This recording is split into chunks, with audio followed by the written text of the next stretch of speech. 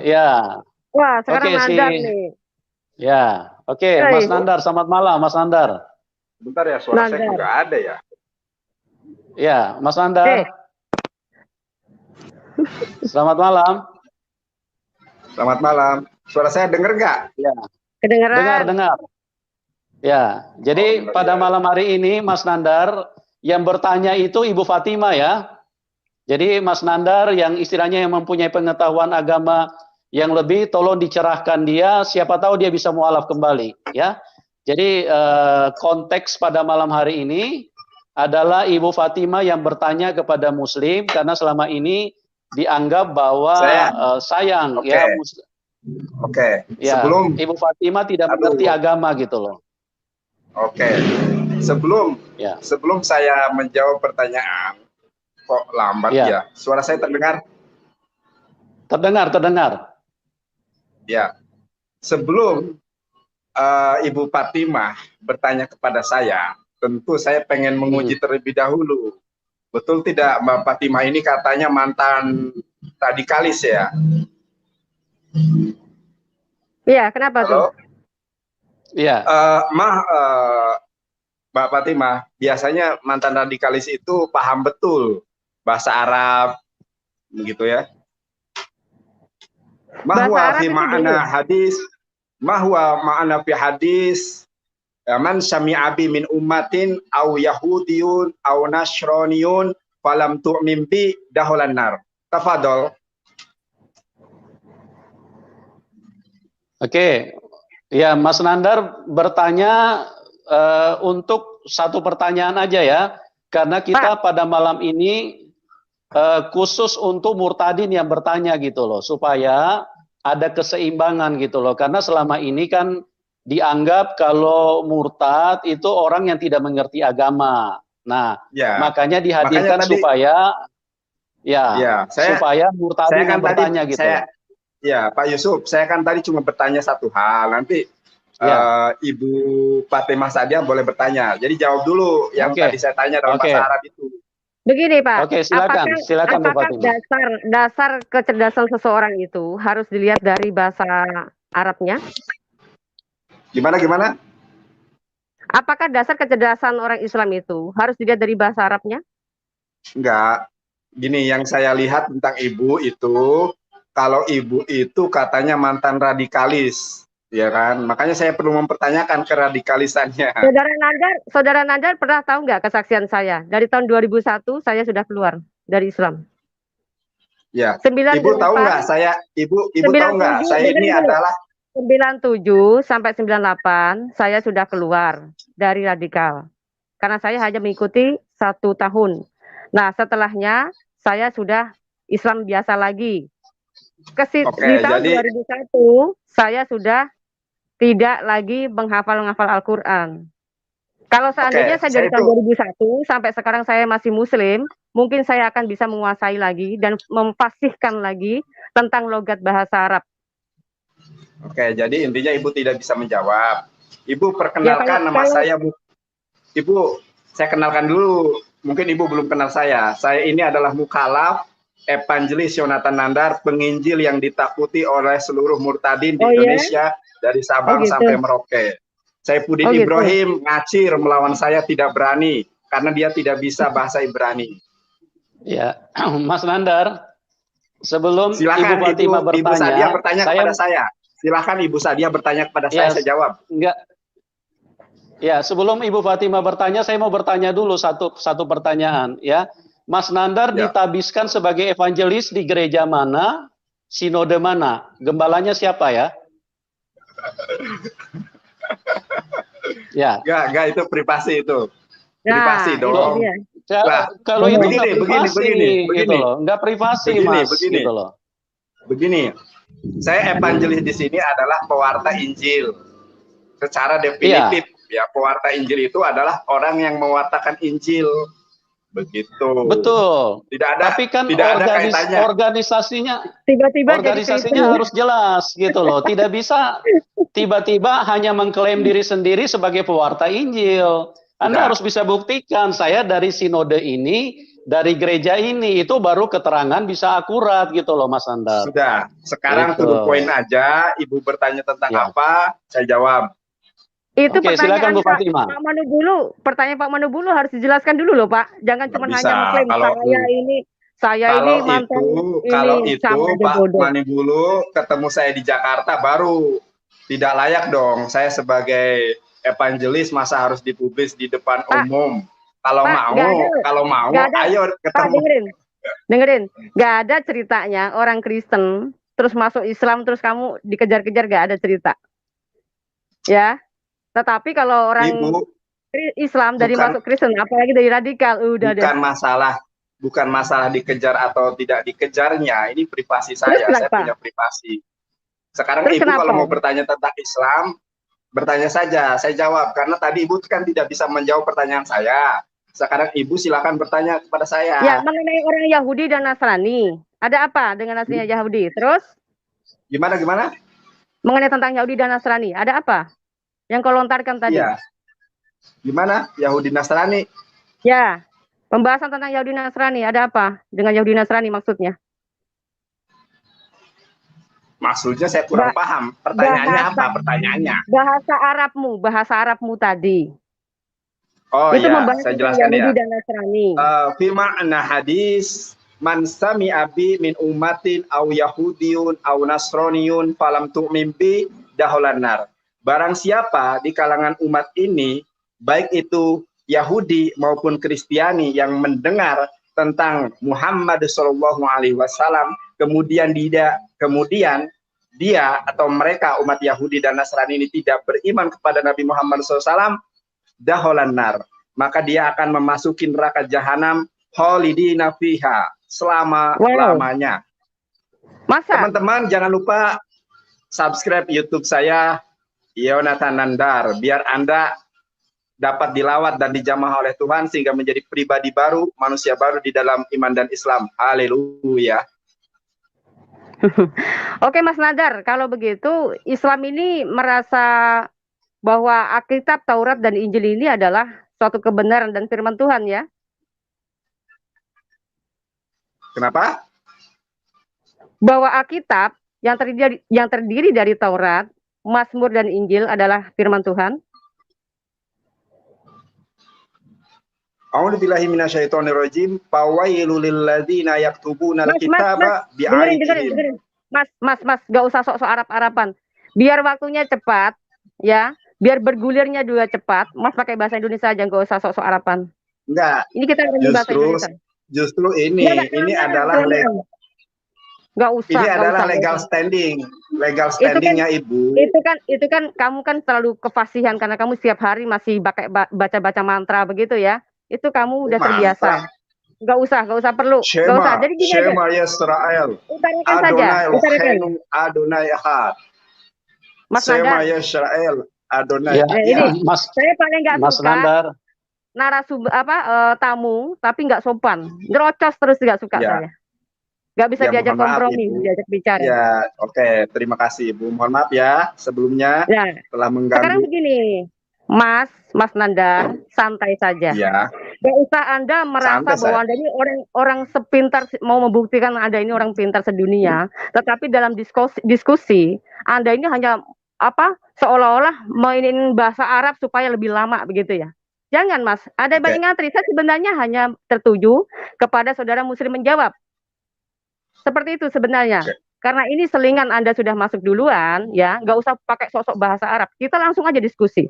Apakah di dalam Islam, Taurat dan Injil itu adalah suatu firman Tuhan? Taurat. Apakah kurang jelas ya dari tadi ya? Putus-putus. Apakah Taurat, Mazmur, dan Injil itu adalah firman Tuhan? Ya, begini. Saya jawab ya, Bu.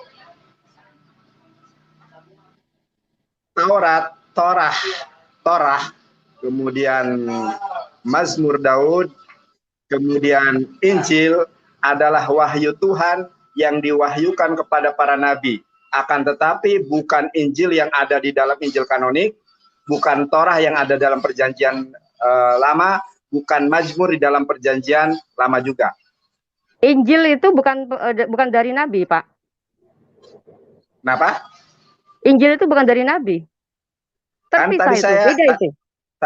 Tadi Ibu kan mengatakan kepada saya, bertanya, apakah Injil itu firman Tuhan? Apakah Taurat itu apakah Taurat itu firman Tuhan? Apakah Mazmur itu firman Tuhan? Maka saya katakan bahwa Allah Subhanahu wa taala pernah menurunkan wahyu berupa Injil, berupa Taurat, berupa Mazmur Daud kepada para nabi. Kalau Injil kepada Nabi Isa alaihissalam, kalau Torah kepada Nabi Musa, kalau Mazmur Daud kepada Nabi Daud. Oh, Masalahnya Injil yang ada di dalam perjanjian baru bukanlah firman Tuhan yang asli, kemudian Torah juga bukan firman Tuhan yang Allah turunkan. Torah yang ada dalam perjanjian lama sekarang itu bukan firman Tuhan, dan Mazmur Daud yang ada di dalam perjanjian lama pun bukan firman Tuhan yang asli, karena sudah dirubah di dalam Konsili Nicea pada tahun 325 Masehi. Oke, stop. Oke, sudah cukup. Terima kasih untuk penjelasannya. Tetapi saya akan mau bantah. Ya, kalau 325 Nicea Konsili dia telah mengubah yang tercatat namanya Taurat, Zabur dan Injil. Kalau begitu, kenapa di zamannya Muhammad Allah Subhanahu wa taala sempat membenarkan kitab terdahulu? Sementara Muhammad, sementara Muhammad dia hadir di 600 tahun setelah adanya kitab. Ya. Bagaimana ini? Oke. Bagaimana? Jadi umat Islam bahkan saya Evangelis Yonatan Nandar mengakui, mengimani, bahkan tidak sempurna atau bahkan batal keimanan seorang Islam ketika dia tidak mengakui bahwa Allah Subhanahu wa taala pernah menurunkan Taurat. Menurunkan Bible. Mas, tolong teliti ya dengan perkataan saya. Perkataan saya mengatakan di masa Muhammad ya, itu Allah Subhanahu wa taala dia membenarkan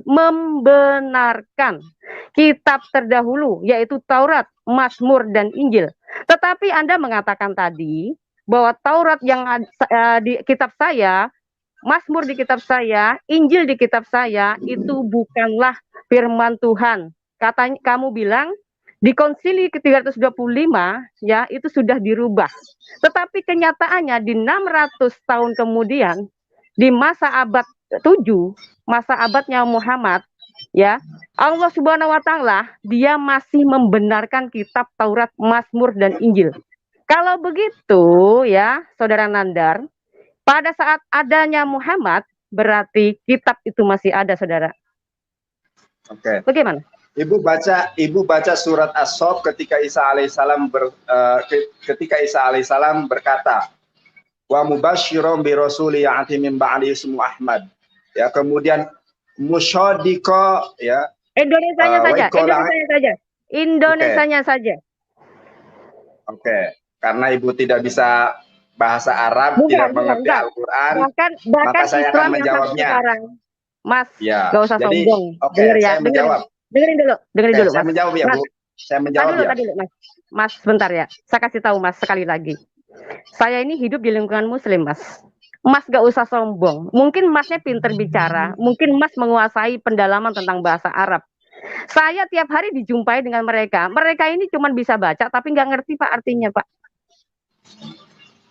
Jadi nggak usah keluar-keluar. Anda di media, Anda ini seolah-olah tuh fasih bahasa Arab, ingin menunjukkan bahwa Anda ini seorang yang cerdas. Oke, saya nyatakan Anda seorang cerdas, tapi tidak semua orang Muslim cerdas loh, Mas. Jadi nggak usah basa-basi kalau debat sama saya. Kalau debat sama saya, langsung aja artinya apa. Seperti itu. Oh, ini logat saya seperti ini. Oke. Saya jawab ya. Ya. Jadi begini, Bu, bahwa Al-Qur'an Nabi Muhammad SAW menerima wahyu bahwa kita memang membenarkan bahwa Allah telah menurunkan wahyu kitab Taurat, Mazmur dan Injil. Akan tetapi bukan Injil yang ada di Perjanjian Baru, bukan Taurat yang ada di dalam Perjanjian Lama, karena itu sudah dirubah. Dirubahnya tadi masa berapa? Abad berapa Sudah dirubah. dirubahnya? Di abad berapa Sudah tadi dirubah. bilang? Di abad Sudah berapa? dirubah. Di abad berapa?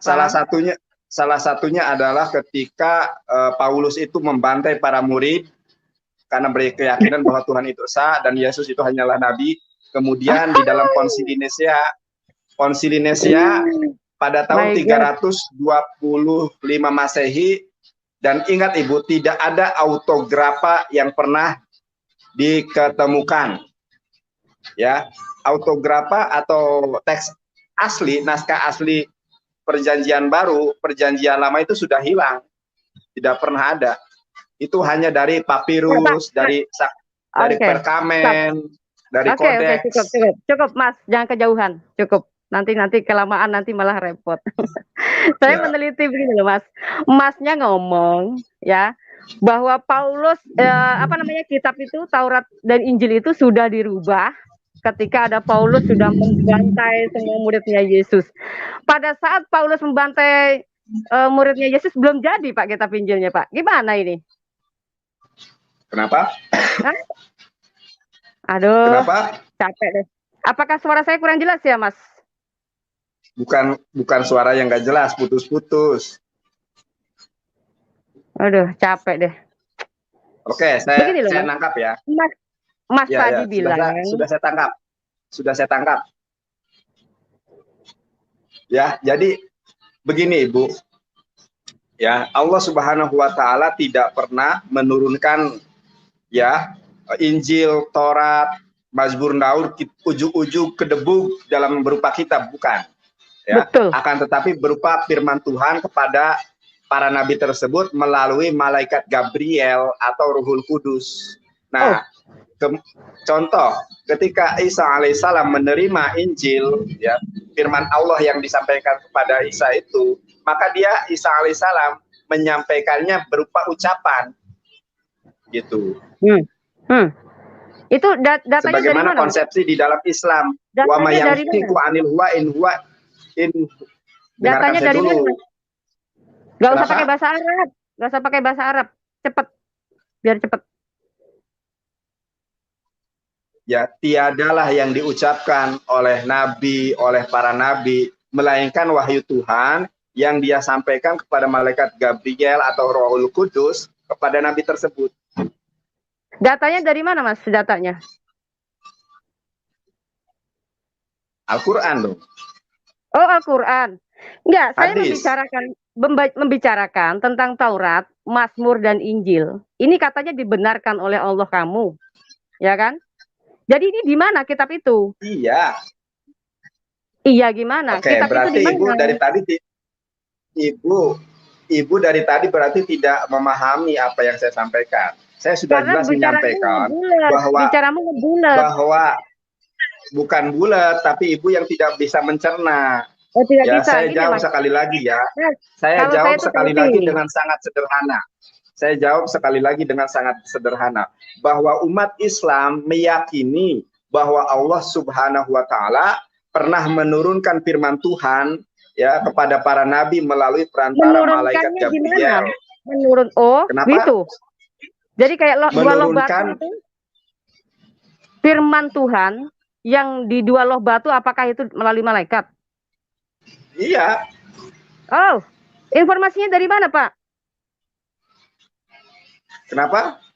Informasinya dari mana itu data-datanya? Begini, saya jelaskan dulu ya, Bu. Ibu kan nggak ngerti Bible, saya lebih paham Bible daripada Ibu. Oh my God, ya. Bible lebih paham.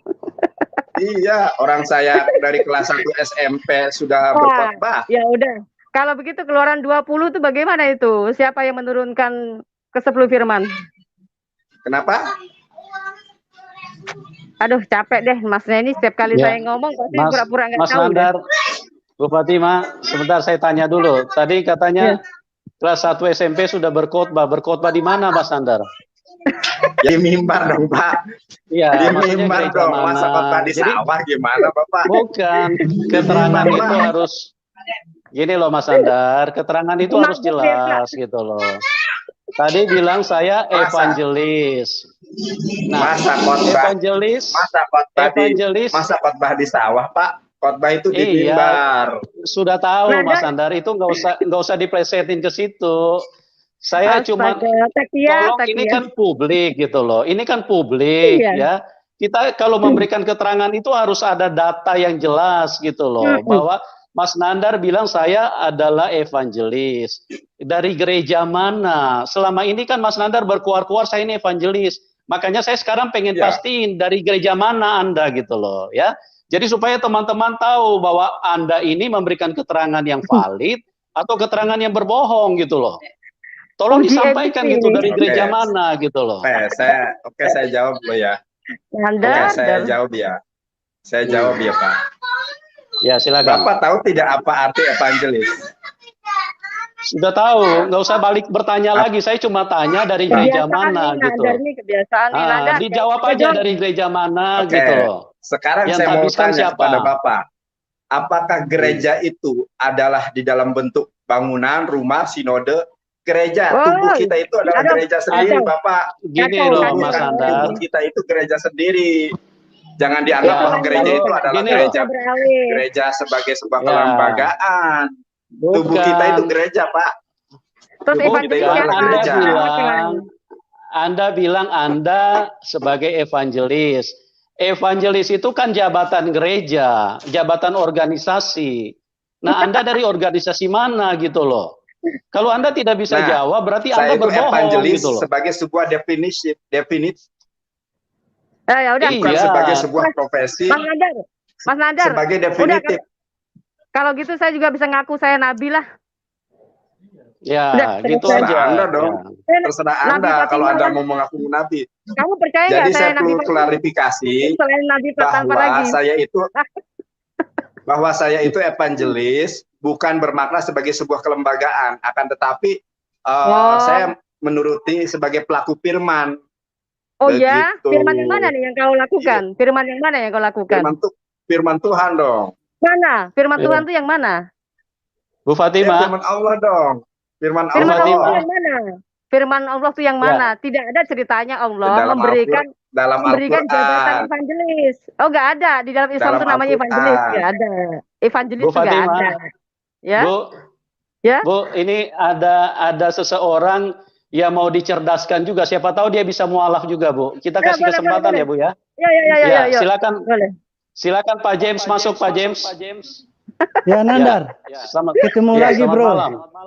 Berapa kali saya ikut ke channel Anda nggak diangkat-angkat ya? Masih ingat saya bro? Ya, silakan. Si Nanda ini lucu ternyata ya. Gimana bro? Ya. Kita dialog sekarang. Mas Lomha. Saya bilang kita diskusi sekarang, Mas Nanda. Kayaknya ke orang ini cuma buang-buang waktu. Ani ohepota. Nandar. Mas Lomha. Nandar, saya ini jemaat biasa Nandar. Bisa ajarin saya Nandar? Ya. Bisa saudara ajarin saya? Oke, saya ajarkan kamu ya. Di dalam Injil Markus pasal 12. Begini saudara, dengarin. Ayat 29. Dengarin. Israel, Adonai Eloheinu Adonai Ehad. Di dalam Injil Yohanes pasal 14 ayat ke-6. Pak James, itu handsetnya dicabut dulu Pak James. Handsetnya dicabut dulu baru dicolok lagi, Pak. Entar. Soalnya feedback Pak suaranya. Dicabut dulu baru. Udah lanjut Nandar. Di dalam Injil Yohanes pasal 14 ayat ke-6, Yeshua HaMasyiah menubuatkan tentang kedatangan Nabi Muhammad SAW. Apa katanya itu Nandar? Anoki haderek, akulah jalan.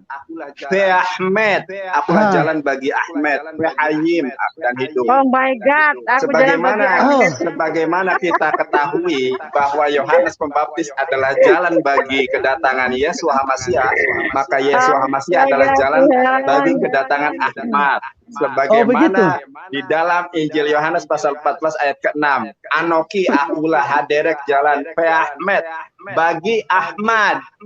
Oh, bagi Ahmad. Jadi junjunganmu khusus buat Nandar, dengarin Nandar.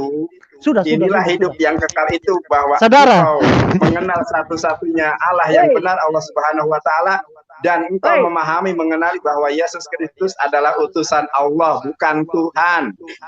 ah benar. Begini Nandar, dengarin ya. Sekarang saya ngomong ya. Itu Anda bilang nubuatan itu tidak ada, Pak Nandar, ya. Nubuatan Karena kamu tidak bisa bahasa Ibrani. Untuk junjungan Anda tuh, Bahasa Ibrani yang mana Nandar?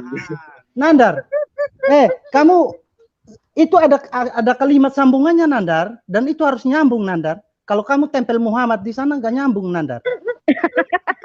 Udah, kamu tahu nggak? Kamu nggak nyambung jadinya. Astaga, ternyata kualitasnya Nandar kamu kayak itu, gini ya? kamu itu. Coba James, kamu ulang, itu kristal. Kamu James, ulang Nandar. James, kamu itu kristal. Sekarang begini. Kristen Natal, masa kristal lawan evangelis, ya nggak bisa dong. Oh iya. Sekarang begini. Kamanu dulu, tolong dong ini dikondisikan. Saudara Nandar ini sepertinya tidak bisa mendengarkan saya orang kasih lain. kamu, kita Nandar dengarin. Sudah. Saya Terima kasih, saya pamit kalau. Ya, kenapa terima kasih Pak Nandar. dulu. Ya, artinya gini Mas Nandar, kalau Anda masih mau berdiskusi, pada saat orang lagi bicara, tolong Anda diam dulu, supaya diskusi kita ini intelektual gitu loh. Ya, jadi jangan pada saat orang lagi bicara, Anda potong gitu loh. Terus dalam diskusi, kalau orang bertanya, dijawab aja pertanyaannya, jangan balik bertanya lagi gitu loh. Dan juga tidak usah menggunakan bahasa Arab, karena ini kita kan dinonton oleh ribuan orang. Orang tidak mengerti kalau Anda pakai bahasa Arab. Orang tambah istilahnya tambah jauh daripada apa yang dibicarakan gitu loh, ya. Oke, silakan Pak James, dilanjutkan Pak James, silakan Pak. Saya mau sanggah, tadi Nandar kasih pelajaran pertama ya. Halo? Ya, silakan Pak. Ya. Saya mau kasih sanggahan untuk Pak Nandar, kasih yang pertama tuh. Yang dia kutip bahasa Yunani itu ya, Ibrani apa Yunani. Nah, itu kan itu kan tidak nyambung jadinya Nandar. Akulah jalan kebenaran dan hidup. Tak seorang pun sampai kepada Bapa kalau tidak melalui aku. Kalau kamu tempel Muhammad di sana tidak nyambung Nandar. Asli tidak nyambung. Aku jawab ya. Nah, di sana aja dengar dulu. Di sana aja saya belum bertanya kepada Anda. Ini kan masih sanggahan saya Nandar. Nah, ya silakan. Nah di sana kan saudara, itu perkataan Yesus itu tidak ada nubuatan tentang Muhammad. Ya. Nah, nama junjungan kamu Muhammad. Di sana bilang apa? Apa disebut Muhammad? Abdullah. Kan enggak kan? Nah, itu yang pertama. Sekarang begini. Anda harus bisa membuktikan kepada saya, ambil dari kitab mana aja, baik dari kitab saya ataupun dari kitab Anda, tunjukkan kepada saya satu dalil ya, bahwa ada orang yang memberi kesaksian bahwa dia melihat dengan mata kepalanya sendiri saat wahyu dari Jibril itu datang kepada Muhammad. Ya, saya minta satu dalil saja. Yang kedua, Muhammad, Bapak Nandar, saya minta yang bisa diterima oleh akal sehat ya. Bukan saya minta yang nggak bisa diterima oleh akal sehat. Jadi saya minta yang kira-kira masuk akal lah. Yang kedua, Bapak harus bisa berikan saya satu bukti, dalil yang tertulis, bahwa saat orang datang meminta bukti kenabian kepada Muhammad, Muhammad bisa melakukannya. Karena jika Muhammad bisa melakukannya, itu tanda bahwa Allahnya Muhammad itu loh, ikut memberi kesaksian bahwa dia adalah orang yang berkenan. Jadi bukan masalah Allah berkenan atau tidak. Karena setiap nabi pasti Allah berkenan. Paham Nanda? Sekarang Anda jawab. Saya tunggu Anda. Oke. Saya menanggapi ya. Ada beberapa pertanyaan. Ya. Yang ingin saya tanggapi yang pertama adalah tentang Yohanes pasal 14 ayat ke-6. Loh? Nah, di dalam Yohanes pasal 14 ayat ke-6, orang-orang Kristen ini selama ini hanya ya mengandalkan terjemahan saja. Padahal terjemahan itu banyak yang keliru. Banyak yang keliru. Di dalam Yohanes pasal 14 ayat ke-6 itu adalah nubuatan. Ya. Kenapa saya katakan nubuatan? Di situ dikatakan anoki, akulah haderek, ya, jalan, fe Ahmed, bagi Ahmad, fe Hayim, dan hidup. Begitu ya. Ahmad itu adalah nama lain dari Nabi Muhammad SAW. Oh, bukan terpuji ya, Mas? Iya, nama lain. Nama Ahmad itu kan memiliki makna terpuji. Waduh. Ya, tapi Waduh. ya, Nabi Muhammad SAW, namanya Muhammad siapa? Nama Muhammad siapa? Begini. Pananda. Saya tadi nama ketika Anda siapa? bertanya, sebentar, ketika Anda bertanya, saya mendengarkan baik-baik. Maka ketika saya menjawab pun tolong dengarkan baik-baik sampai selesai, Ya, baru Pak. Anda sanggah. Tapi kelamaan. Ya Pak James, yang cepat kita tolong kasih kesempatan Nandar untuk menjelaskan dulu ya, biar dia selesai menjelaskan, nanti baru disanggah. Saya sudah mood, Pak. Ya, oke, Mas Nandar silakan, Mas Nandar, dijelaskan dulu. Saya lanjutkan. Iya. Selama ini teman-teman Kristiani yang aku kasihi, yang aku sayangi, kiranya Tuhan menjamah dan melawat saudara-saudari sekalian, bahwa selama ini saudara-saudari sekalian tidak mengerti original teks, hanya terjemahan. Ingat, terjemahan lai dengan terjemahan ILT dan lain sebagainya, apalagi dibandingkan dengan bahasa Inggris berbeda, begitu ya. Kalau kita ingin melihat sebuah kebenaran, maka lihatlah original teks. Kalau ingin menemukan nubuatan Nabi Muhammad, maka lihatlah original teks. Sebagaimana Injil Yohanes pasal 14 ayat ke-6, Anoki haderek fi Ahmed, akulah jalan kebenaran, akulah jalan, mohon maaf, haderek fi Ahmed, fi Ahmed. Fi Ahmed ini adalah proper name. Tetapi kenapa fi Ahmed kok diterjemahkan menjadi kebenaran? Sedangkan kebenaran dalam bahasa Ibrani adalah sidikoh, ya, sade dalet kof he, sidikoh, bukan Ahmed. Inilah salah satu distorsi penerjemahan. Ingat loh ya, sekali lagi, kebenaran di dalam bahasa Ibrani adalah sidikoh, bukan Ahmed. Kenapa di dalam Yohanes pasal 14 ayat ke-6 justru kata Ahmad kok diterjemahkan menjadi kebenaran, sementara kebenaran dalam bahasa Ibrani adalah sidikoh, sidik kalau dalam bahasa Arab. Gak muter-muter saya. Langsung bablas, jangan diulang-ulang. Jawabannya kelamaan. Saya langsung bisa skak ini kata-kata Anda ini. Cepatlah. Saya belum selesai. Yang kedua adalah yang muter-muter ngomongnya. Yang kedua adalah yang kedua James mengatakan, ada nggak saksi Nabi Muhammad SAW menerima wahyu? Saya improvisasikan dengan sebuah analogi. Adakah saksi bahwa Yesus Hamasi atau Musa alaihissalam menerima firman Tuhan di Bukit Sinai itu? Siapa yang menyaksikan bahwa Musa itu menerima firman Tuhan tersebut? Jangan-jangan bukan dari firman Tuhan. Kan analogi sederhananya seperti itu. Kalau Anda mampu membuktikan bahwa ketika Musa menerima loh itu dari Tuhan, maka saya akan menjawab pertanyaan Anda. Begitu. Sekarang siapa saksi Musa ketika di Oke, cukup Mas Nandar. Sekarang saya sudah Pak paham. James, silakan. Pak James, ya, Oke. silakan. Pak Nandar yang terhormat, ya. Anda kutip yang tadi itu ya, maaf ya Pak Nandar, jika itu nubuatan untuk junjungan Anda, bagaimana Anda ingin menafsirkan puluhan ayat yang seperti ini bunyinya, Pak Nandar? Bahwa yang datang setelah Isa itu adalah nabi palsu. Silakan Pak Nandar. Ya, itu bagaimana? Saya nggak usah menjelaskan kepada Anda lagi ya, karena penafsiran Alkitab ayat yang satu tidak boleh bertentangan dengan ayat yang lain, Pak Nandar. Saya jemaat tapi saya tahu Pak Nandar.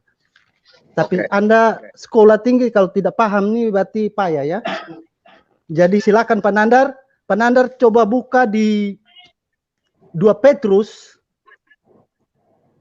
pasal 2 ayat 1 sampai 3. Nanti Pak Nandar terjemahan untuk saya ya. Ya. Dan tafsir untuk saya. Saya nggak Tapi usahakan tidak boleh saling bertentangan Pak Nandar. Ya, tadi saya sudah bilang Pak Nandar, tapi Pak Nandar tidak mau terima. Pak Nandar mati-mati bahwa itu adalah junjungan Pak Nandar. Nah, sekarang ada ribuan ayat yang jika Pak Nandar tafsir ikut itu, Tunggu, saya belum jawab punya Panandar ya. Nah, yang kedua, sekarang Panandar bilang Musa, siapa yang melihat dia? Sekarang saya tanya pada Panandar, Musa sebelum datang, sebelum jadi nabi, itu sudah dinubuatkan oleh nabi sebelumnya. Musa dimintain bukti kenabian, Musa mampu memberikan bukti. Ya, dan itu bukan tertulis cuma di Alkitab, akan tetapi di kitab Anda pun.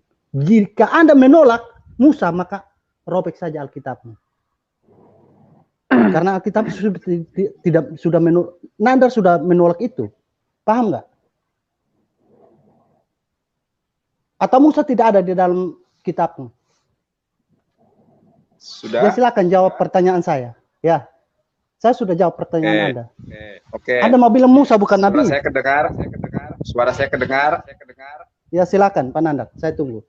Di dalam Matius 7 ayat ke-15 bisa Anda cross check.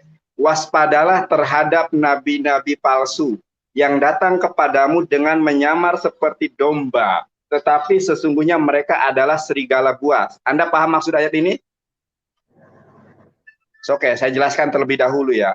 Yang namanya nabi-nabi palsu di dalam nubuatan Yesus itu adalah diperumpamakan menyamar seperti domba. Artinya apa? Artinya dia masuk di dalam internal kekristenan sendiri. Padahal mereka itu serigala buas. Sekarang orang yang mengaku nabi dan mewartakan Yeshua HaMasyiah adalah sebagai Tuhan adalah orang-orang Kristen sendiri. Ada Joseph Smith dari gereja Mormon yang mempunyai kitab lain setelah Alkitab, yaitu kitab Mormon. Ada nabi tanpa ragi, ada nabi Nugata Ambunan. Inilah yang disebut sebagai nabi-nabi palsu karena mereka itu menyamar seperti domba, menyamar di dalam kekristenan. Sedangkan Nabi Muhammad SAW tidak pernah menjadi Kristen, apalagi menyamar jadi Kristen. Jadi yang disebut nabi palsu di dalam Alkitab adalah orang-orang yang menyamar seperti domba di dalam Matius 5 ayat ke-7.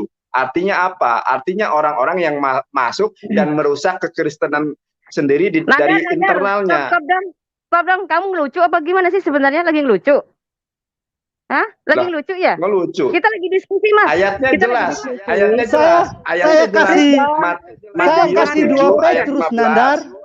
Saya kasih 2 Petrus Matius 7 ayat 15. Nandar. Matius 7 ayat 15. Ini kayaknya orang yang tamu tapi nggak sopan ya, nyerocos melulu nih. Mas Nandar, tolong diam dulu ya, biar Ibu Fatima kasih kesempatan Ibu Fatima untuk ini menyanggah. Silakan Bu Fatima. Saya bilang, Mas Nandar, ini bukan lelucon. Ya, ini bukan lelucon. Ini disaksikan banyak orang. Yang dinubuatkan nabi. Silakan. Siapa sih nabi setelah kedatangan Yesus? Siapa sih yang mengaku nabi di sini? Ayo. Yang membuat kitab, yang membuat agama, ya, yang wajib dipercaya oleh semua orang, ya, ini adalah nabi. Begitu ya. Jadi kalau Anda katakan nabi yang berbulu domba tadi, itu kok katakan tanpa ragi dan nabi luga, itu Anda ini melelucon. Please deh. Anda ini bicara serius dong. Maaf ya, muka Anda sebenarnya sesuai sih dengan lelucon Anda. Muka Anda lucu sekali. Ya, tetapi maksud saya begini loh, jangan mengekspresikan muka Anda dengan kelucuan Anda ini ditampilkan di publik yang kita ini membahas tentang kebenaran. Ya, saya mau kasih tahu Anda, kalau memang Anda mengutip ayat Alkitab, tetapi kenapa dari awal perbincangan kita, dari awal Anda mengatakan bukan Injil yang kita pegang, bahwa itu adalah firman Tuhan, lalu Anda mengemis-ngemis tentang nubuat Muhammad di Yohanes 14 ayat 6. Sangat memalukan sekali Anda ini. Ya, Anda ini nggak punya muka atau gimana? Tadi bilang katanya Alkitab tidak ada, Taurat, Zabur dan Injil sudah hilang di masa 325 di Konsili Nicea. Ya, saya sudah. Bu Fatima. Bu Fatima, sorry, Ibu masih mau lanjut berdiskusi dengan Mas Nandar? Kalau enggak kita ganti orang.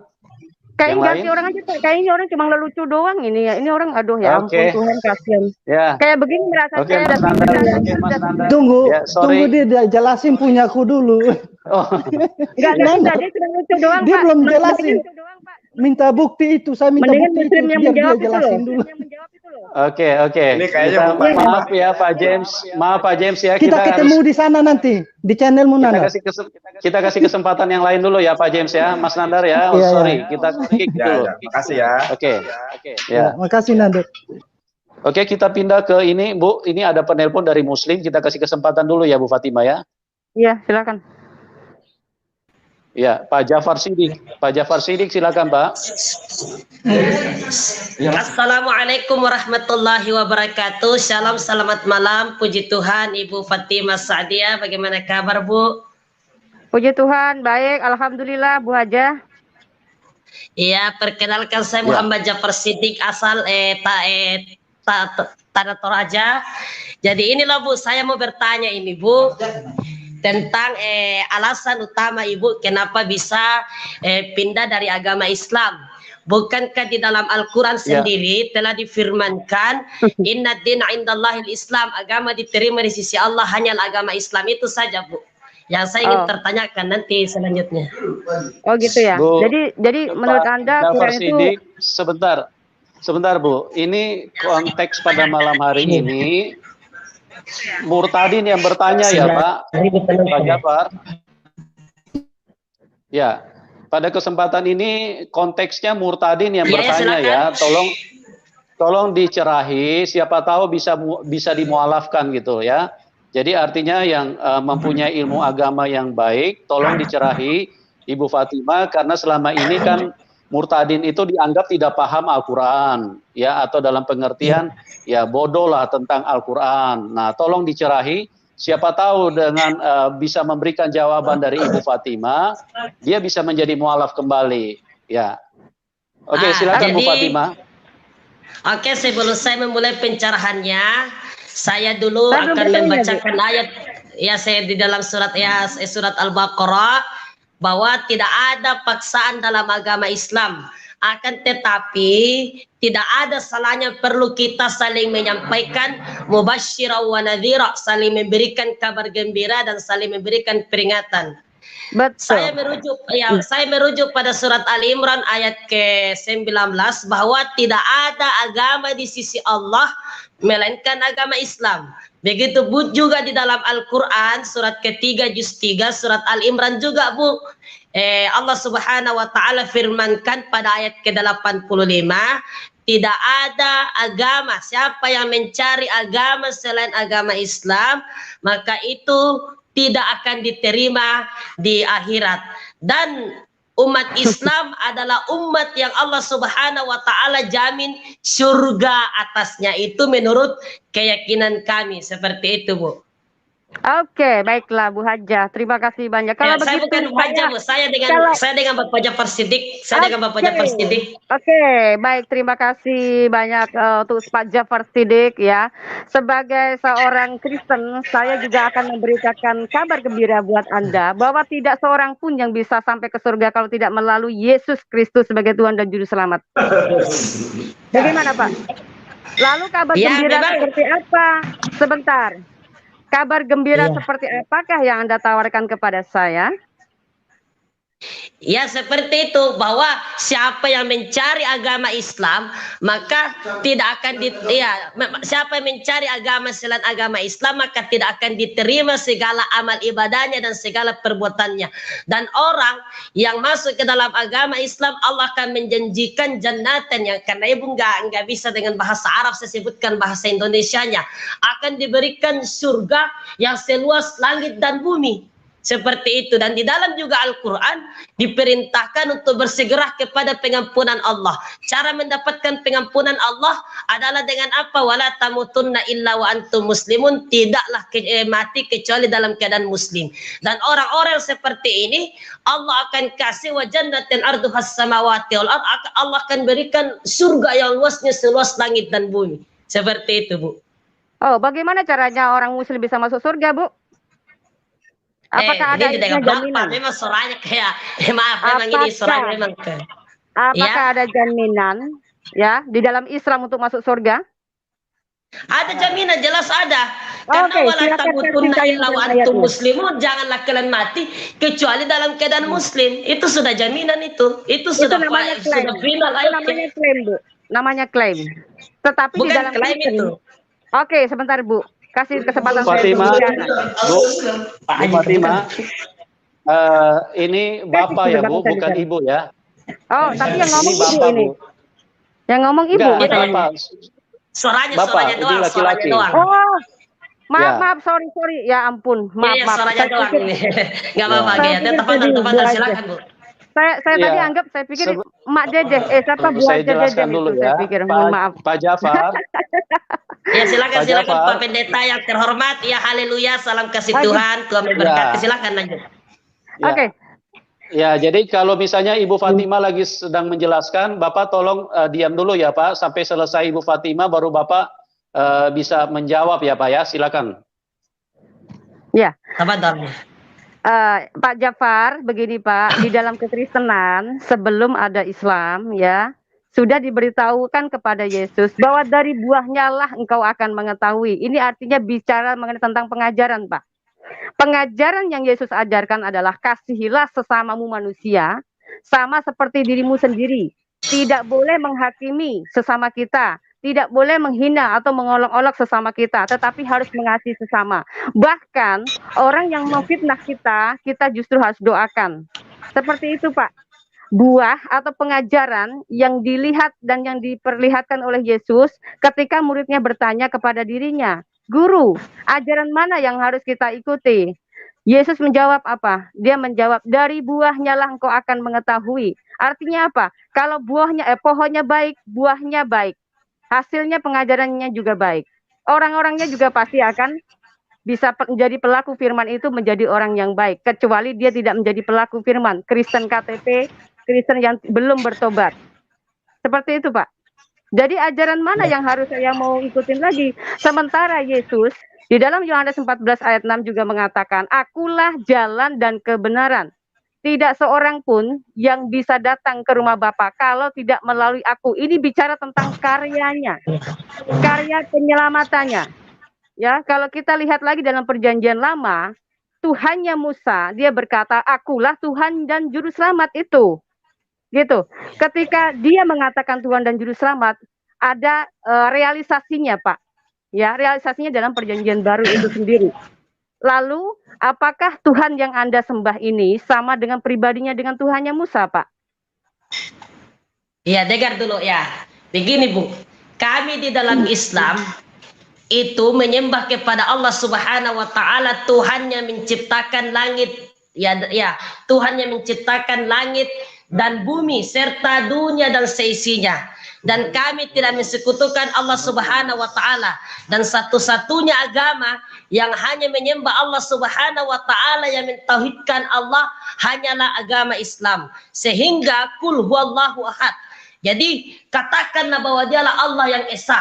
Dan kemudian di dalam Islam itu mengajarkan budi pekerti yang baik, mengajarkan akhlak yang baik. Meskipun mungkin ibu akan berpandangan banyak orang muslim di luar sana yang berperilaku biadab, berperilaku menganiaya kepada sesama manusia, itu oknum dan bukan bagian dari ajaran Islam, dan ajaran Islam sendiri itu melarang. Bahkan memberi kasih kepada orang di luar Islam pun itu perlu, tidak boleh kita saling menghakimi. Betul ya, ajaran Islam juga mengajarkan hal yang demikian. Sesama kita tidak boleh saling mengganggu, karena lakum dinukum waliyadin. Iya Bu Pak, gini ya Pak, ya, Al-Quran itu sebenarnya firman Tuhan yang harus diimani sampai sepanjang masa tidak? Al-Quran adalah yang harus diimani sampai sepanjang masa, sampai hari kiamat. Oke, berarti masih berlaku ya? Masih berlaku ya, masih. Kalau di dalam Quran itu ada menyatakan, perangilah orang-orang kafir itu di sekitar kamu sampai mereka menemui agama Islam. Bagaimana Pak dengan ayat ini di dalam Quran? Memang banyak dijelaskan, itu di dalam surat At-Taubah. Tapi Ibu, dalam surat At-Taubah memang ada dijelaskan. Qatilul musyrikina sampai seterusnya, wa qatuluhum haitsu taqiftumuhum dan seterusnya. Itu dalam surat Al-Baqarah. Tapi dalam melihat ayat tidak boleh hanya melihat pada sebatas terjemahan. Pada dengar dulu Bu, aduh jangan dipotong dong Bu. Tidak boleh hanya melihat pada sebatas konteks, tapi ada asbabun nuzulnya. Yang dimaksud itu ketika orang-orang itu menyerang kita, itu kalau dalam medan peperangan, tapi di luar dari medan peperangan. Halo? Bahkan Nabi Muhammad Sallallahu Alaihi Wasallam berwasiat itu bahwa siapa yang memerangi, membunuh kafir zimmi, maka dia juga kafir, dilarang karena dijaga dengan kehormatannya. Jadi konteks ayat itu berlaku pada dalam peperangan ketika orang-orang kafir itu, orang-orang musyrik itu menyerang. Kalau dia tidak menyerang, maka tidak boleh kita ganggu karena lakum dinukum waliyadin, untukmu agamamu, untukku agamaku, seperti itu, Bu. Jangan terlalu panjang, Pak. Oke, sudah mengerti. Jangan terlalu panjang. Ya bukan terlalu panjang, ya silakan. Berbulat-bulat saja, sama saja. Oke, begini Pak ya. Tadi kan saya bertanya. Puji Tuhan, haleluya. Iya. Saya bertanya, puji Tuhan. Ya silakan, Bu. Saya bertanya kepada Anda, ya. Tadi Anda mengatakan Al-Quran itu adalah wahyu Allah ya, yang berlaku sampai sekarang. Kalau benar itu adalah wahyu Allah berlaku sampai sekarang, kenapa harus mempercaya dengan asbabun nuzul gitu loh? Seharusnya dipisahkan dong kalau itu bicara sejarah, ya enggak? Kalau yang namanya wahyu. Dengar dulu, Bu. Sebentar. Jadi, ya silakan. Ya.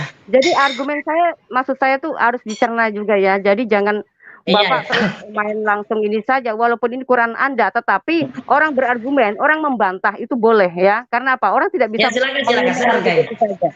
Kalau namanya Quran itu adalah wahyu, ya, yang turun langsung dari Allah, yang dianggap kitab suci dan berlaku sampai sepanjang masa sampai akhir zaman, seharusnya itu kan diimani, ya kan? Kenapa Anda harus mengatakan nggak harus dilihat dari konteksnya doang, tetapi lihat asbabun nuzulnya? Ini berarti sejarah dong Pak, cerita dong berarti, bukan wahyu dong namanya ya. Kalau wahyu itu harusnya jelas. Nih contoh Pak, di dalam Alkitab ya Pak ya, di dalam Perjanjian Lama. Halo Bapak masih mendengar saya? Ya, saya masih mendengar, setia mendengar. Oke, di dalam Perjanjian Lama itu ada yang namanya kitab Taurat. Ya, ada yang namanya kitab Mazmur, ada yang namanya kitab para nabi, ya. Itu memberitakan tentang sejarah, ya, kejahatan manusia dari terkecil sampai terbesar. Kejahatan-kejahatan yang bisa dikatakan belum pernah terjadi, jangan sampai sekarang ada yang sebagian sudah terjadi. Itu sengaja memang sudah ditulis supaya orang tahu tolak ukurnya kejahatan manusia, gitu loh. Orang ternyata memang sudah rusak oleh karena perbuatan dosa ya. Itu sudah tercatat mengenai tentang peperangan, mengenai hal apapun gitu ya. Tetapi Bapak perlu harus ketahui bahwa setelah ada Perjanjian Lama, itu ada kitab namanya Perjanjian Baru, yaitu Injil. Injil ini harus diwartakan. Injil itu apa sebenarnya? Injil itu yaitu Tuhan itu sendiri yang datang kepada manusia dan dia menebus dosa manusia dengan keselamatan yang hakiki. Ya, yang harus dipercaya oleh semua orang. Karena apa? Yesus berkata di Yohanes 14 ayat 6 mengatakan, tidak seorang pun, ya, tidak seorang pun yang bisa datang ke surga kalau tidak melalui karya dirinya sendiri sebagai penyelamat atau juru selamat itu sendiri. Nah, lalu yang pertanyaan saya tadi, yang dari awal, apakah Tuhan Anda yang Anda sembah ini adalah Tuhan yang sama yang Tuhan sembah oleh Musa? Sementara Anda mengklaim diri bahwa Allah adalah pencipta langit dan bumi. Saya juga mengklaim Tuhan saya juga pencipta langit dan bumi, Pak. Gitu loh. Jadi maksud saya ketika kita berdiskusi, kita tuh nggak bisa mengklaim diri sendiri.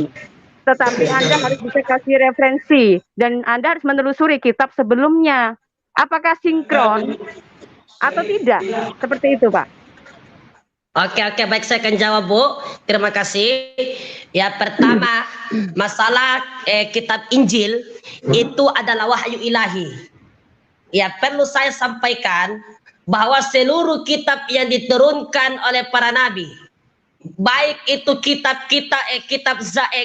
seluruh kitab yang diturunkan oleh Allah kepada para nabi, kepada para nabi, baik itu kitab Zabur, kitab Taurat, kitab Injil dan Al-Quran, semua itu adalah wahyu Allah. Dan kemudian masalah Tuhan, apakah sama Tuhan yang kami sembah dan Tuhan yang disembah oleh Musa? Itu sama, tidak ada perbedaan. Hanya saja kitab-kitab sebelumnya itu dirangkum, disempurnakan oleh Quran, hukumnya dinasah, hukumnya terhapus, datanglah Al-Quran melengkapi semua itu. Dan kami umat Islam pun tidak sah iman kami kalau tidak mengikuti, tidak mengimani adanya kitab-kitab kitab-kitab yang diturunkan oleh Allah kepada para nabi, termasuk dalam hal ini kitab Injil. Tapi perlu dipahami, kitab Injil yang yang menurut versi umat Nasrani sekarang beda kitab Injil yang kami pahami yang diturunkan kepada Nabi Isa. Kenapa? Kitab Injil yang diturunkan kepada Nabi Isa mengajarkan ketauhidan, mengajarkan bahwa hanya Allah yang harus kita sembah. Kenapa sekarang umat Nasrani ya mengatakan juga Yesus itu adalah Tuhan, bahkan Yesus adalah anak Tuhan. Yang kemudian Injil sekarang yang beredar di tangan orang Nasrani susah untuk diakui kemurnian kitabnya. Kenapa? Karena dicampuri oleh tulisan-tulisan di luar dari firman Tuhan. Contohnya adalah perkataan Yesus, adalah perkataan Paulus, perkataan Matius dan sebagainya. Contoh seperti itu surat Paulus kepada jemaahnya di situ, tapi Al-Quran tidak. Sampai perkataannya Nabi Muhammad pun tidak ada yang dituliskan di dalam Al-Quran. Sampai satu titik atau sampai komanya pun tidak ada yang bersumber dari perkataan selain firman Allah. Bahkan semulia-mulianya Nabi Muhammad, semulia-mulianya Rasulullah, tidak ada perkataannya dimasukkan ke dalam Quran, tapi perkataannya dimasukkan ke dalam hadis. Tapi kalau kita pinjilkan banyak campuran, kata ini, jadi susah diragukan. Kalau dia adalah firman Tuhan, kalau Quran tidak ada jaminan ini. Ya, karena tidak ada campuran. Bapak ini fitnah loh. Bapak nyerocos tapi nggak ada datanya loh. Bahaya nanti kalau saya tanya balik. Bapak tahu nggak proses kitab Injil itu jadi seperti apa? Ya, kalau versi kami umat Islam mengetahuinya proses kitab Injil itu Allah yang turunkan kepada Nabi Isa. Tapi proses kitab Injil kepada umat Nasrani kan itu mempunyai versi tersendiri, Bu. Ya, saya memahami ini, Bu, ya. Tidak bisa begitu, Pak. Makanya Bapak kalau ngomong itu harus nyambung dengan akal. Nggak boleh nyerocos sembarangan. Ya. Bapak minum dulu Pak, kalau masuk Pak, minum dulu. Ya silakan. Minum dulu. Ya salam hormat Pak Pendeta, ya silakan Ibu. Ya. Loh, gimana sih ini? Pak, silakan. Sebentar Pak. Sekarang gini, Bapak tadi bilang bahwa Injil dicampur tangan kenapa segala macam. Saya mau tanya, Bapak nyerocos segitu panjangnya, sadar nggak dengan apa yang Bapak ucapkan? Saya sadar. Oke, kalau begitu, kalau sadar, Anda harus bisa membuktikan ya. Bagaimana proses kitab Injil itu jadi? Prosesnya sampai terjadi kitab. Jelaskan. Ya, karena Ibu bertanya kepada saya selaku umat Islam, maka saya akan menjawab sesuai dengan versi umat Islam sendiri. Proses kitab Injil itu Allah turunkan langsung kepada Nabi Isa. Kalau menurut umat Kristen, entah bagaimana saya tidak tahu karena banyak versi yang menyebutkan. Saya dengar dulu. Salah satu bagaimana prosesnya? Sahabat saya dengar ya. Pendeta Yahya Waloni, salah satu mantan pendeta yaitu Ustadz Yahya Waloni pun pernah menjelaskan bahwa kitab Injil yang dipegang sekarang itu karangan Paulus karena ketika dulu bangsa Israel ini Bu ya, entah kalau versi Ibu bagaimana, itu di bumi hanguskan semua itu oleh negeri Asyura, sehingga Injil pun diwariskan oleh para pendusta-pendusta. Akhirnya dibuatlah direvisilah Injil itu diturunkan kepada Nabi Isa yang tadinya Nabi Isa cuma rasul diangkat sebagai Tuhan yang disebut dalam Hebrew. Sudah, jangan panjang-panjang lagi. Jadi iman Bapak ini, saya prihatin nih Pak ya. Setiap kali ada Muslim mau debat, ngomong, nyerocos, tetapi datanya selalu dari si Ustadz ini, dari Kiai ini. Waduh, ini gawat sekali. Katanya Al-Quran ini kan begini, kita melihat referensi sumber. Anda punya referensi dari mana? Sekarang begini, saya mau tanya. Katanya kita itu disebutkan. Kalau kita bicara Pak, stop. Bapak sudah terlanjur panjang. Bapak sudah terlanjur panjang. Jadi kasih kesempatan kalau saya ngomong ya. Dengar. Saya tanya Bapak tadi. Bapak bilang katanya Quran, Injil menurut versi Islam itu diturunkan oleh Allah kepada Nabi Isa. Datanya dari mana, Pak? Ya, datanya ya dari Al-Quran sendiri, datanya dari hadis. Makanya Makanya Pak, saya tanya, jangan ngarah ke Yahya Waloni. Yahya Waloni itu juga tukang ngarang, ya. Jadi kalau misalnya Siapa Bapak punya bilang bukti, tukang ngarang ini Bapak, kalau Bapak punya ilmu, punya pengetahuan, punya referensi, buktikan saja referensinya di sini, nggak usah nyolong-nyolong dari orang yang nggak ada di sini. Yahya Waloni itu manusia, Pak. Jangan diimani segitu fanatiknya, jangan. Bahaya ini. Kalau Anda merasa bahwa Quran itu adalah kitab yang sempurna, harusnya bisa menjawab secara lugas. Ya, contoh mengenai tentang proses kitab Injil itu jadi, bagaimana prosesnya saya kepengen tahu. Jika umat Islam seluruh dunia selalu menganggap bahwa Injil selalu diturunkan oleh Isa, ya diturunkan oleh Allah kepada Isa, lalu jadi buku, siapa yang menulis? Siapa yang mencatat? Begitu, Pak. Oke. Kasih referensinya. Jadi kalau di dalam Al-Quran surat Al-Imran sendiri, kitab suci kami, saya langsung ya, nazzala alaikal kitab, ya diturunkan atas kalian kitab, ya yang itu yang membawa kebenaran, yang dimana sebelumnya Allah sudah menurunkan kitab Taurat dan Injil. Di situ memberikan penerangan. Nah, masalah kitab Injil itu siapa yang nulis kitabnya? Itu firman itu Al-Quran yang merangkum semua, karena isi dari Taurat, Zabur sama Injil itu tertera di dalam Al-Quran semua, tinggal Quran yang merangkum semua, karena Quran itu adalah kitab penyempurna, la raiba fihi, tidak ada keraguan padanya. Stop. Gak ada keraguan kepadanya. Bagaimana? Saya ragu sekali, karena apa? Anda yang bicara, bukan Quran Anda yang bicara. Jadi begini, saya tanya tadi, Anda kan tadi menuduh Larai bafi Quran yang bilang, bukan saya. Tetapi mana referensinya? Mana referensinya? Mana referensinya bahwa proses kitab Injil itu siapa yang menulis? Jangan mencari-cari. Siapa yang menulis? Dari tadi kok nggak bisa jawab. Inilah kitab yang tidak ada. Zalikal kitab. Alif Labin Zalikal Kitabul La Raiba Fihi Hudalil Muttaqin. Bagaimana Pak Yusuf Madabulu bisa? Ya. Oke, mungkin cukup ya Pak. Kita pindah ke penelpon lainnya ya. Kelihatannya silakan Bapak silakan. tidak bisa ini. Oke, Sulit Pak. sekali orang Kita pindah ya. bisa nuduh doang di Islam ini payah banget. Kalau dikasih minta referensi, pokoknya penyempurna, Quran ini penyempurna. Repot nih kalau kayak begini. Ya. Pindah lagi ada. Ya, ke Muhammad Aldi. Selamat malam, Pak Muhammad Aldi. Halo. Ya, halo. Halo, jelas suara saya? Sangat jelas. Silakan. Bu Fatimah, saya Muhammad Aldi. Iya. Selamat malam, Pak. Yang saya ingin tanyakan ke Ibu, ayat Bible apa yang membuat Ibu yakin Yesus itu Tuhan? Nggak usah banyak ya, satu ayat Pak, saja ya. Sebentar Bu.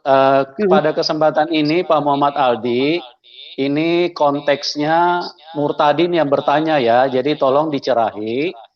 Karena selama ini kan murtadin dianggap istilahnya tidak paham Al-Quran. Jadi pada kesempatan ini murtadin yang bertanya, jadi tolong yang istilahnya yang memahami agama Islam yang lebih, tolong dicerahi beliau supaya siapa tahu beliau bisa mualaf lagi gitu ya.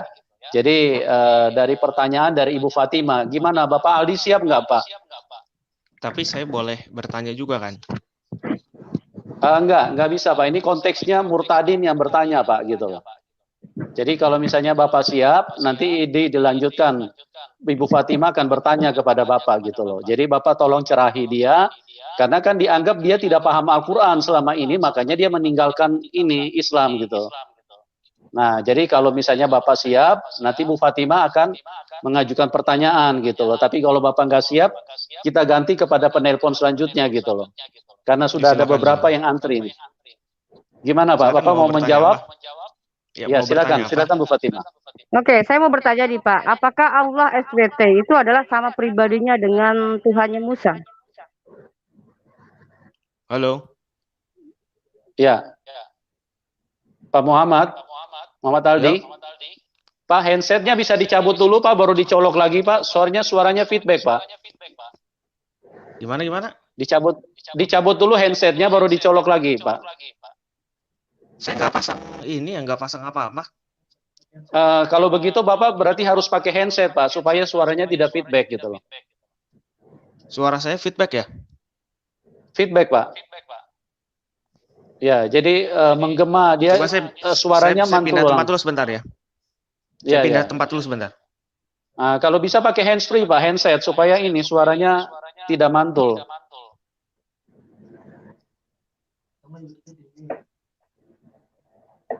Masih sama nggak?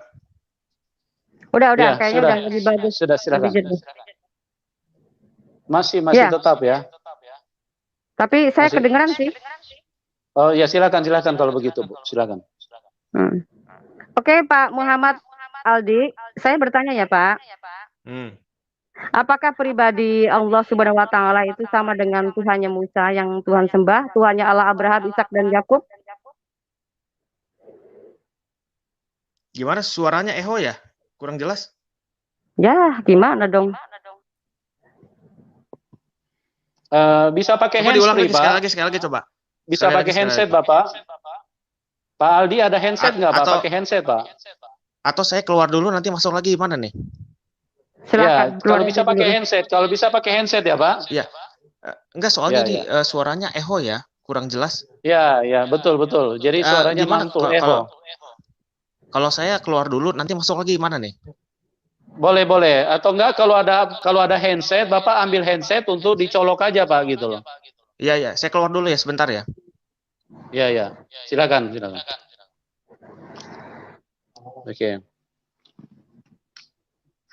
Oke, kita pindah ke penelpon selanjutnya Pak Wawan. Selamat malam Pak Wawan. Malam, Pak.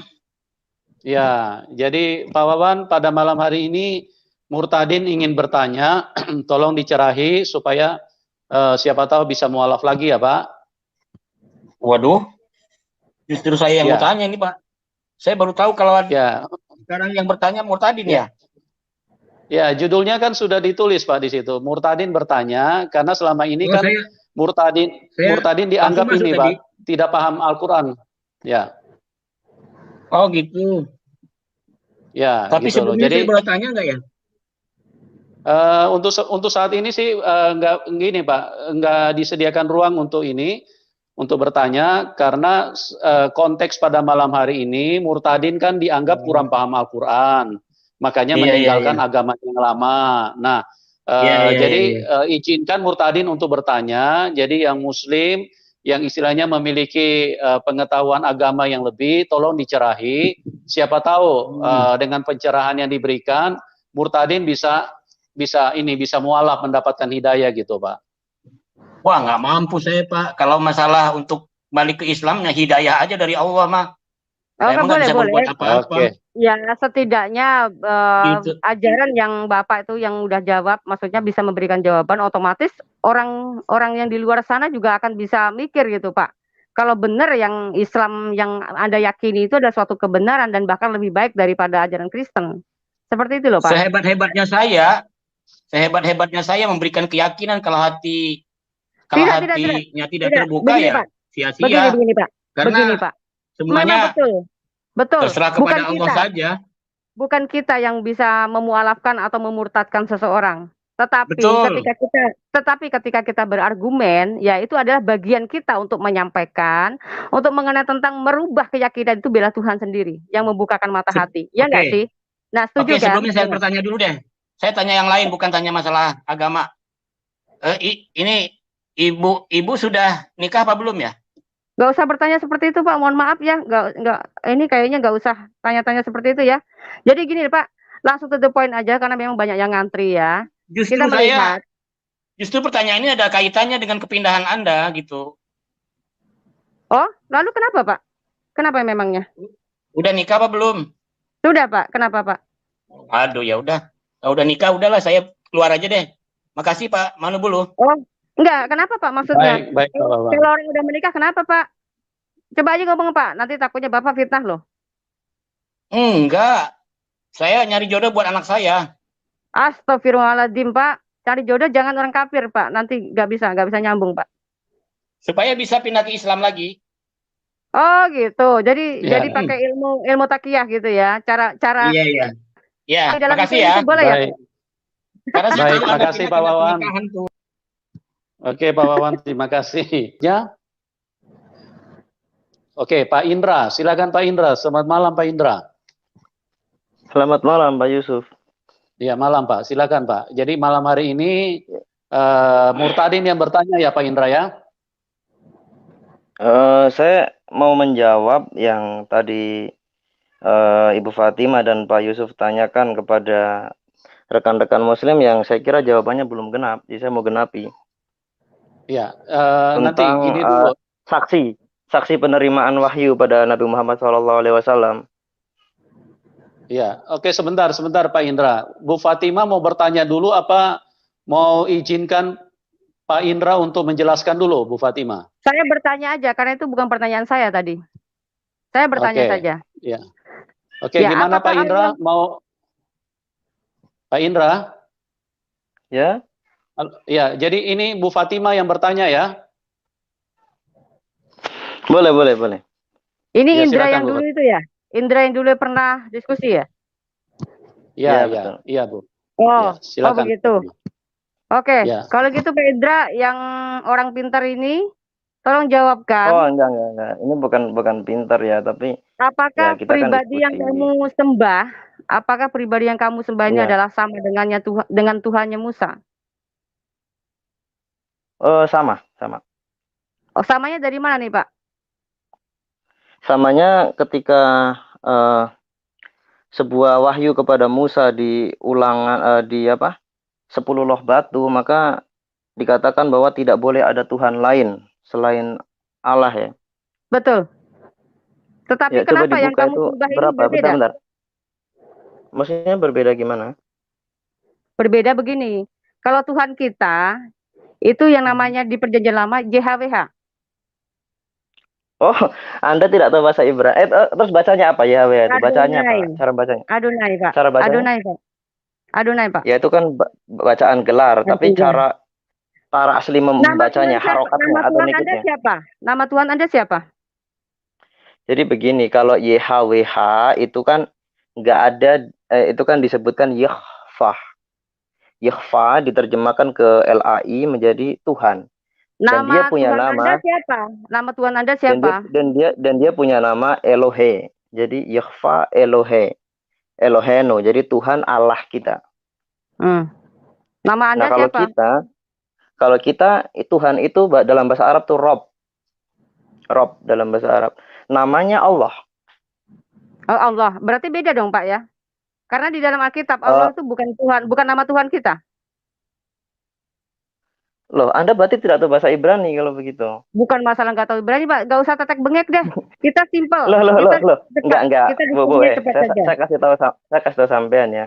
Anda ini karakternya kalau sudah kalah dalam dalil, Anda mengganggu konsentrasi penjawab. Saya tahu itu dari awal. Bagaimana mengganggu maksudnya? Saya kepengen cepat, Pak.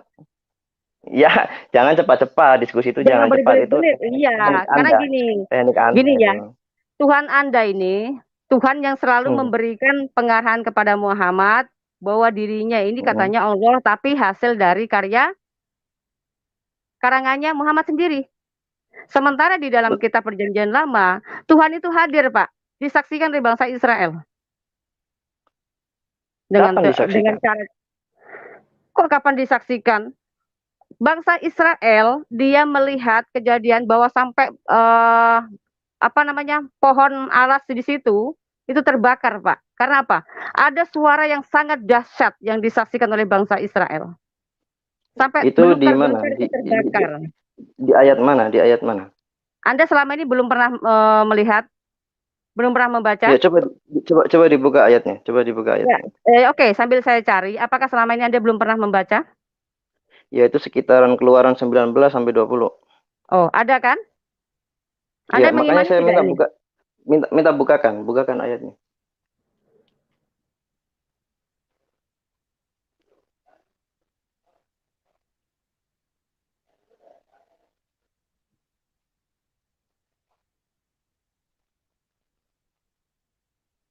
Sementara Allah Anda tidak pernah menyatakan dirinya sebagai Tuhan. Apakah itu Tuhan yang sama? Dan Tuhan di dalam Saya perjanjian lama adalah Tuhan juru selamat. Apakah Tuhan Anda juga juru selamat? Tuhan di perjanjian lama Tuhan juru selamat. Di ayat berapa disebut juru selamat? Oh, nggak tahu ya? Pernyataan juru selamat itu hanya ada di perjanjian baru. Makanya saya mau melihat di perjanjian lama di mana. Oh, nggak tahu. Coba. Anda kan sudah berani mengatakan, Anda harus tunjukkan. Oke, Yesaya 43 ayat 11, Pak. Dibaca, Pak. Coba tunjukkan itu ayatnya. Saya menunjukkan di sini Di gimana? layar. Saya bukan admin di sini, Pak. Yesaya berapa? Saya bacakan. Yesaya 43 ayat 11. Aku, Iya. akulah Tuhan dan tidak ada juru selamat selain daripadaku. Ini bicara juru selamat. Apakah Allah Ya, itu Tuhan adalah juru selamat? itu Tuhan yang berkata. Tuhan kami pasti juru selamat. Pasti juru Kapan selamat. realisasinya dia menyelamatkan manusia? Dengan cara apa? Karena Allah mengutus nabinya untuk menunjukkan jalan keselamatan. Mana? Coba bagaimana nih ayatnya? Coba. Bagaimana ayat manusia ini Ayatnya bisa sampai ke surga? Ayatnya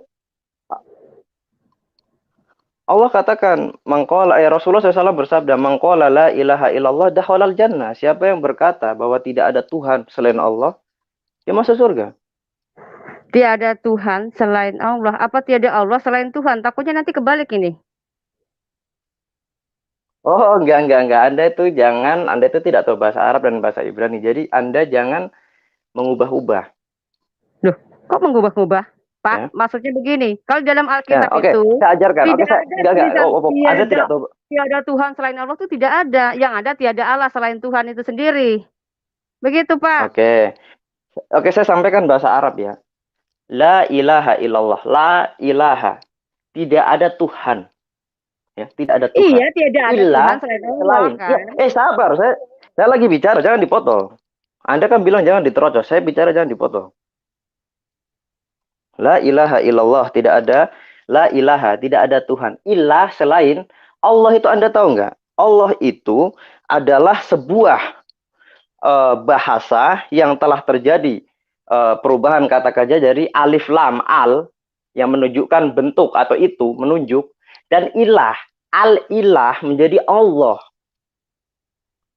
Jadi tidak ada Tuhan selain Allah. Oh, salah, Pak. Bukan begitu. Jadi Anda jangan. Anda tahu bahasa Arab nggak? Nggak bisa begitu. Saya nggak mau harus ngikutin bahasa Arab kamu. Ini kita bicara bahasa kita. Saya kan terjemahkan la ilaha illallah ke dalam bahasa Indonesia. Terus Anda tadi balik. Tidak ada Allah selain Tuhan. Nah, saya kan ajarkan Anda bahasa Arab. Halo. Versi pemahamanmu tentang Allah ini beda dengan di Alkitab. Nih, contoh misalnya ya. Tidak ada Allah. Jangan kau mengikuti Allah-Allah lain. Misalkan, apakah Allahnya Batak, Allahnya yang dimaksud Allah bangsa-bangsa ini, Allah kamu? Oke. Di kitab perjanjian Anda, layakkah Anda menerjemahkan Elohim menjadi Allah? Sedangkan bahasa aslinya Elohim. Bukan. Halo. Enggak. Bukan. Anda kan berdalil kepada kitab Anda. Oh, Anda tuh saya tahu. Anda itu orang yang sudah dikader supaya ketika kalah dalil, Anda mengacaukan. Anda nggak mempan sama saya. Nggak mempan, nggak bisa. Itu teknik Anda sampai halo-halonya, tangan Anda, gerakannya saya tahu. Secara psikologis. Ya. Anda berikan ayat, makanya saya bilang. Nah, kan iya ini ayatnya. Jangan mengikuti bangsa-bangsa lain. Saya bertanya sama Anda. Makanya saya katakan. Allah bangsa-bangsa ini apakah Allahmu? Itu di surat berapa ayat berapa? Ya, tiada surat Tuhan berapa ayat berapa? Selain Allah katanya. Itu di bagian mana? Di bagian mana itu di Alkitab? Saya buka. Ulangan 6 ayat 14. Ulangan ya, bentar. Kasih saya waktu. Ulangan 6 ayat 14. 14, bentar, saya buka dulu. Ulangan 6 ayat berapa? 14, Pak. Bentar. Saya agak error nih HP saya. Itu di layar tuh udah ada tuh. Baca aja. Enggak. Bentar. Saya mau ada catatan saya, bentar. Kelamaan, Pak. Itu udah ada Kejadian tuh di keluaran layar. bilangan. Oke, ulangan berarti yang terakhir ya. Kejadian keluaran pasal Pak, berapa? kelamaan, Pasal Pak. berapa? Ayat berapa? Enggak, pasal Itu jangan di layar, debat di itu layar jangan. udah ada, Pak. Di layar udah ada, Pak. Di layar udah ada. Tinggal baca aja. Kelamaan, 6 yang lain ayat. ngantri. 6 ayat 14 ya. Bentar. 6 ayat Udah ganti aja kalau 14. ganti orang kalau begitu, kalau kelamaan, Pak. Bapak Oke, ini kayak cari saya baca. kesalahan. Oke, saya baca. Udah di situ udah ada juga. Saya baca. Janganlah kamu mengikuti Allah lain dari antara Allah bangsa-bangsa sekelilingmu. Oke. Nah, itu karena Anda setiap hari hanya membaca terjemahan. Anda Oke, tidak baca dalam teks seperti apa? Ibraninya. Saya bacakan dalam teks Ibrani, ya, ulangan 6 ayat 14. Lo telekun ahare Elohim, aherim me Elohe ha'amim asher sebiboteikem. Ada kata Allah di situ? Siapa ada? nama Tuhan? Siapa nama Tuhan ada? Israel? Siapa nama Tuhannya Nabi? Elohim. Bukan Allah Mekah kan? Nah. Elohim. Kenapa Anda di terjemahan bahasa Indonesia Anda mengambil ALLAH? Kan nggak masuk. Oke, sekarang gini aja. Nama Tuhan, pribadi Tuhan yang di dalam Alkitab, apakah sama dengan pribadi Allah kamu? Nah, sementara Anda berangkat. Ulangan 6 ayat 14. Mas, ulangan 6 Anda ayat berangkat 14, mendebat saya. katakan, Anda berangkat mendebat saya dengan ayat Anda. Sementara ayat Anda sendiri terjemahannya udah berubah. Oke, siap. Gimana Kalau begitu gini. Standing Anda di mana? Standing Anda di mana? Tunjukkan ayat Quran. Dari Elohim. Tunjukkan ayat Quran, ya, bahwa Allah kamu sama pribadinya dengan YHWH. Oke, tunjukkan dalam Quran. Contoh, akulah Tuhan dan juru selamatmu. Apakah ada? Enggak. Itu kan dalam perjanjian lama kita juga bisa melihat pada Musa ya. Bisa juga ya. Oke. Saya minta dari kitab Musa. Pak, iya, makanya buka dulu Pak, itu, baru saya buka dari Quran. Tahu nggak ini? Ini temanya apa? Muslim menjawab. Ya. Kalau Anda cuma ngotot dengan argumen kamu sendiri, lebih kamu keluar. Karena kamu waktu kapan sudah nggak bisa membuktikan. Ya, itu bukti kesalahan Anda. Bagaimana Anda bisa mendebat saya dengan terjemahan kamu yang banyak ngomong tidak asli? Sekarang kamu kasih dalil bahwa Allah kamu sama pribadi. Udah kasih dalil. Pertanyaan tadi apa? Pertanyaan, apakah pribadi Allah SBT adalah sama dengan YHWH dalam Alkitab? Lalu jawaban Anda mana? Anda tidak memberikan jawaban daripada Quran, tetapi malah ngambil dari Alkitab. Itu Tuhan saya. Begitu. Saya akan jawab, tapi saya juga bertanya. Anda kan mendebat saya masalah Allah, masalah Allah, ALLAH. Tapi kenapa? Saya yang bertanya, Anda berikan jawab. Gimana Anda?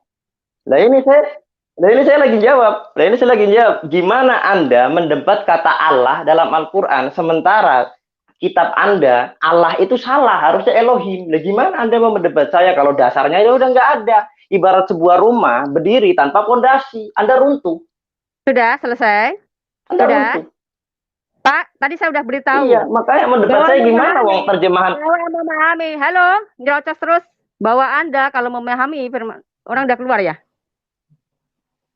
Ini bagaimana seperti ini nih? Sudah keluar ya, Bu Fatimah. Ya, karena mungkin dia tidak siap untuk berdiskusi. Ya, memang data-data yang jelas tidak bisa disampaikan oleh Mas Indra tadi ya. Oke, kita terima ya, Mr. Saleh. Mr. Saleh, selamat malam. Malam Pak Yusuf. Malam Pak, ya. Malam Ibu Fatimah. Malam Pak Saleh. Kedengaran ya? Kedengaran. Baik, silakan Bu. Oke, Bapak ini kan jadi polemik ya Pak ya, kita antara Islam dan Kristen ya. Karena kedua agama ini begitu menjadi permasalahan secara global ya. Oleh sebabnya kita berdiskusi tidak salah ya Pak ya. Karena Quran itu menyangkut nama-nama kitab terdahulu. Ada yang namanya Taurat, Mazmur, dan Injil. Tetapi sayangnya di dalam Alkitab itu sendiri tidak pernah dinubuatkan ada nabi baru lagi setelah penyempurnaan atau penggenapan yang dilakukan oleh Yesus Kristus itu sendiri. Dan juga tidak ada lagi kitab setelah Injil. Seperti itu Pak. Makanya ini jadi perdebatan yang lumayan sengit. Nah, sebagai orang yang mantan dari Muslim, saya kepengen bertanya nih Pak. Apakah pribadinya Allah Subhanahu wa Ta'ala di dalam Quran itu sama pribadinya dengan Tuhan di dalam Alkitab, Pak? Baik, terima kasih Ibu Halimah Fatimah ya. Iya. Berikan pakai dalil Quran saja Pak nanti. Baik. Jadi gini, sebelum saya menjawab, mungkin saya sudah mendengar ya apa yang disampaikan oleh Ibu Fatimah dan Pak Pendeta Yusuf tadi, yang pada orientasinya adalah kesamaan di mana Allah dalam Al-Quran itu mengatakan menembus dosa manusia. Kan begitu ya Bu ya? Iya, di dalam Alkitab. Di Al-Quran ya. Oh, di dalam Quran apa di dalam kitab nih? Makanya yang saya tangkap tadi Ibu sama Pak Yusuf mengatakan mengharapkan dalil dalam Al-Quran di mana Allah Subhanahu wa Ta'ala itu mengampuni dosa manusia, menebus dosa manusia kan? Juru kan selamat, gitu Pak. ya. Juru selamat, Pak. Juru selamat ataupun apa ya. Disitulah konteks perbedaan antara kita yang tidak perlu kita carikan karena emang tidak ada di dalam Al-Quran bahwa Allah itu juru selamat, Allah itu penembus dosa.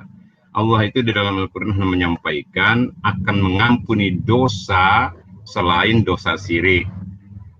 Lalu kita lari kepada apakah sama Allah di dalam Al-Quran dengan yang disembah Musa. Di dalam perspektif Islam, kesamaannya jelas karena Tuhan yang disembah Musa tidak pernah hadir di bumi. Tuhan yang disembah oleh Nabi Muhammad dan orang Islam sama-sama tidak pernah hadir di bumi. Ya kesamaannya situ saja. Beda Pak, beda Pak. Beda. Ya. Jadi biarkan saya bicara aja. Ya? Enggak, gini, biar saya bicara dulu. Saya tidak dalam rangka ingin mengajak Ibu kembali ke Islam, karena pada prinsipnya iman itu hanyalah untuk pribadi dengan Allah ya. Jadi di dalam Al-Quran sudah dijelaskan ya, waman ahsana qawlan mimman da'a ilallah ya, udah jelas di sana bahwa kita itu punya ruang masing-masing terhadap keadaan iman.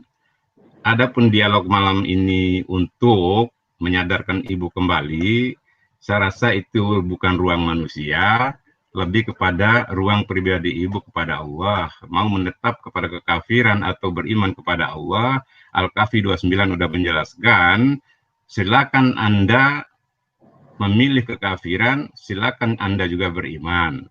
Itulah otoritas manusia, diberikan free choice.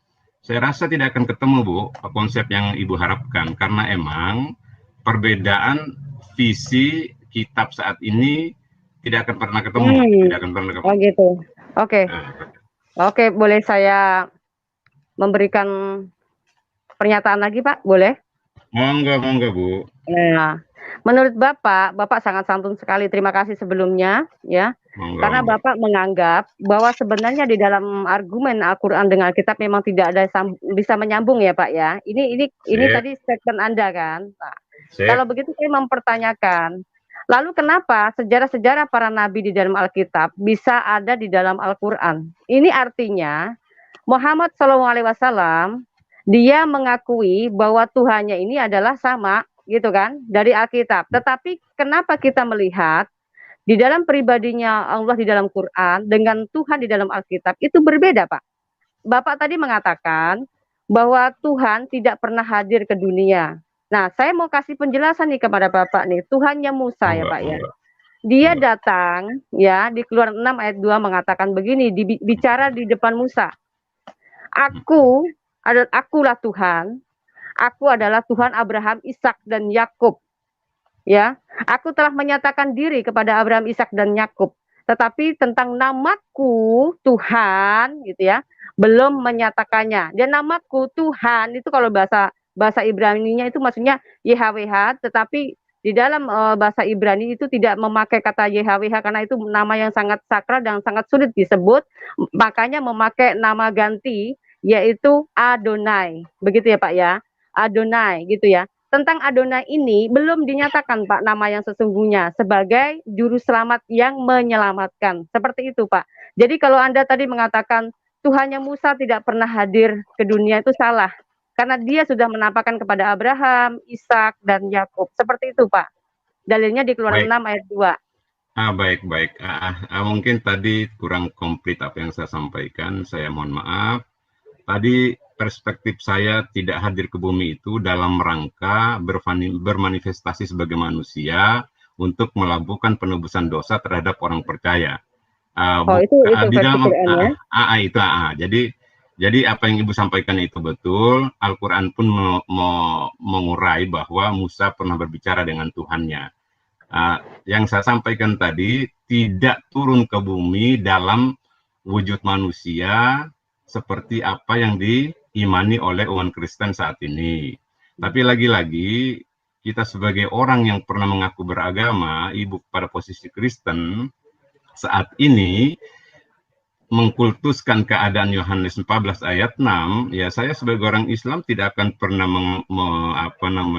mempermasalahkan ya itu keimanan ya. Bila mana ada orang Islam yang mengatakan oh itu kan karangan.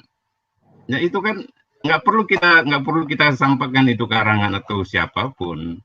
Yang jelas Al-Quran hanya memberikan ruang bahwa Allah telah memberikan informasi, telah menurunkan kitab Taurat kepada Musa, Zabur kepada Daud, dan Injil kepada Isa.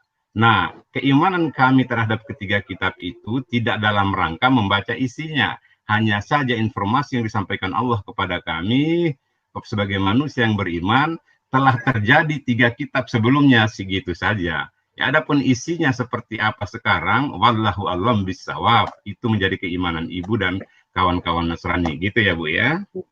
Jadi menurut pandangan, oke, terima kasih Pak sebelumnya. Saya suka sekali dengan Bapak bicara dengan santun, artinya tidak mendiskriminasi sepihak, tetapi Bapak mempunyai argumen yang bagaimana itu adalah pemahaman Bapak. Nah, di sini mungkin akan saya sedikit memberikan, mungkin supaya menyatu ya Pak ya, berdiskusi secara sehat gitu ya.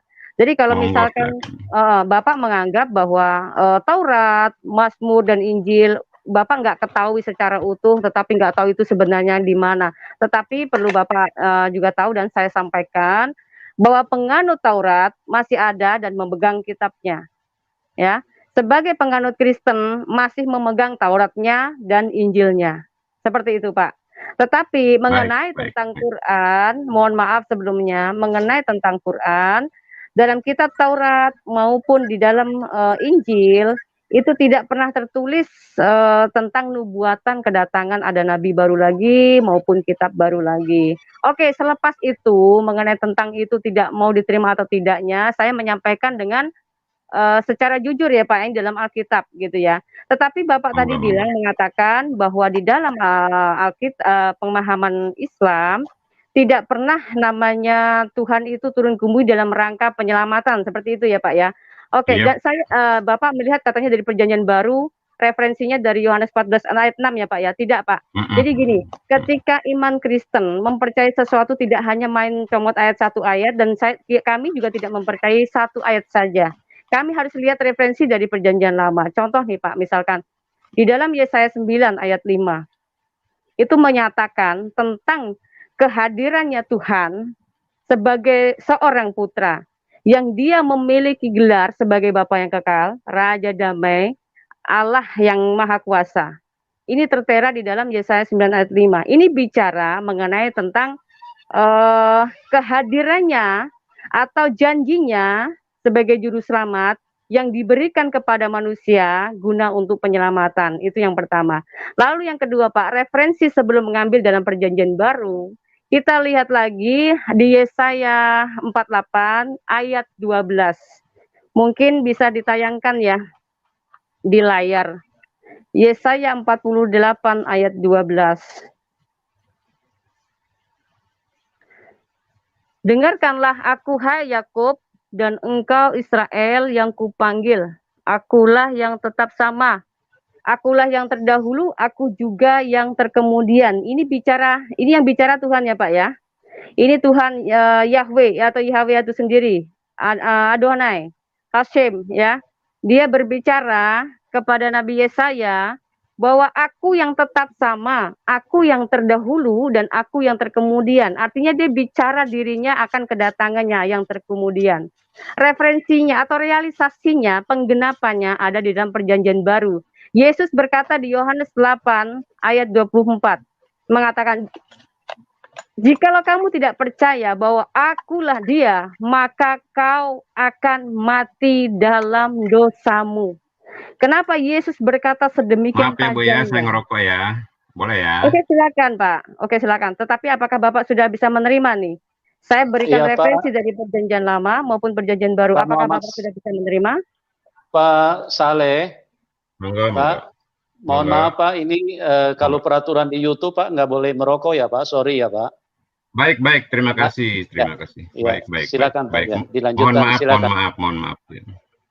Oke, sejauh ini apakah Bapak mungkin ada sesuatu yang mau ditanggapi? Baik, terima kasih. Seperti apa yang saya sampaikan tadi, apa yang saya omongkan dengan Ibu, dengan Pak Pendeta malam ini, orang Islam tidak punya berasumsi tentang apa yang disampaikan. Tentang apa yang saya katakan tadi, itu bukan menurut saya ya Bu ya. Itu saya sampaikan ayat Al-Quran tentang keberimanan kami terhadap kitab sebelumnya. Itu firman Allah. Lalu, jangankan satu ayat tentang keadaan iman Ibu, tetap konsep Tuhan Ibu. 1000 ayat pun yang Ibu imani, itu adalah ruang Ibu. Nah, kenapa saya ikut bicara di sini? Saya tidak ingin terjadi polemik antara Islam dan Kristen tentang membela diri terhadap keimanan masing-masing. Jelas tidak akan pernah ada titik temu, jelas tidak akan. Karena betul, apa? betul. Orang Islam memahami bahwa Rasul terakhir itu adalah Nabi Muhammad. Orang Kristen memahami tidak ada Nabi yang bernama Muhammad. Apa yang bisa kita pertemukan? Artinya apa? Yang menjustifikasi Yesus itu Tuhan adalah orang yang beriman kepada Yesus sebagai Tuhan. Yang menjustifikasi Allah itu sebagai Tuhan dan juru mendapatkan surganya, yaitu orang yang mengaku beragama Islam. Nah, hal ini, konsep yang sama akan terjadi juga pada orang Wong Konghucu bila mana mengaku punya Tuhan. Kan begitu Bu ya?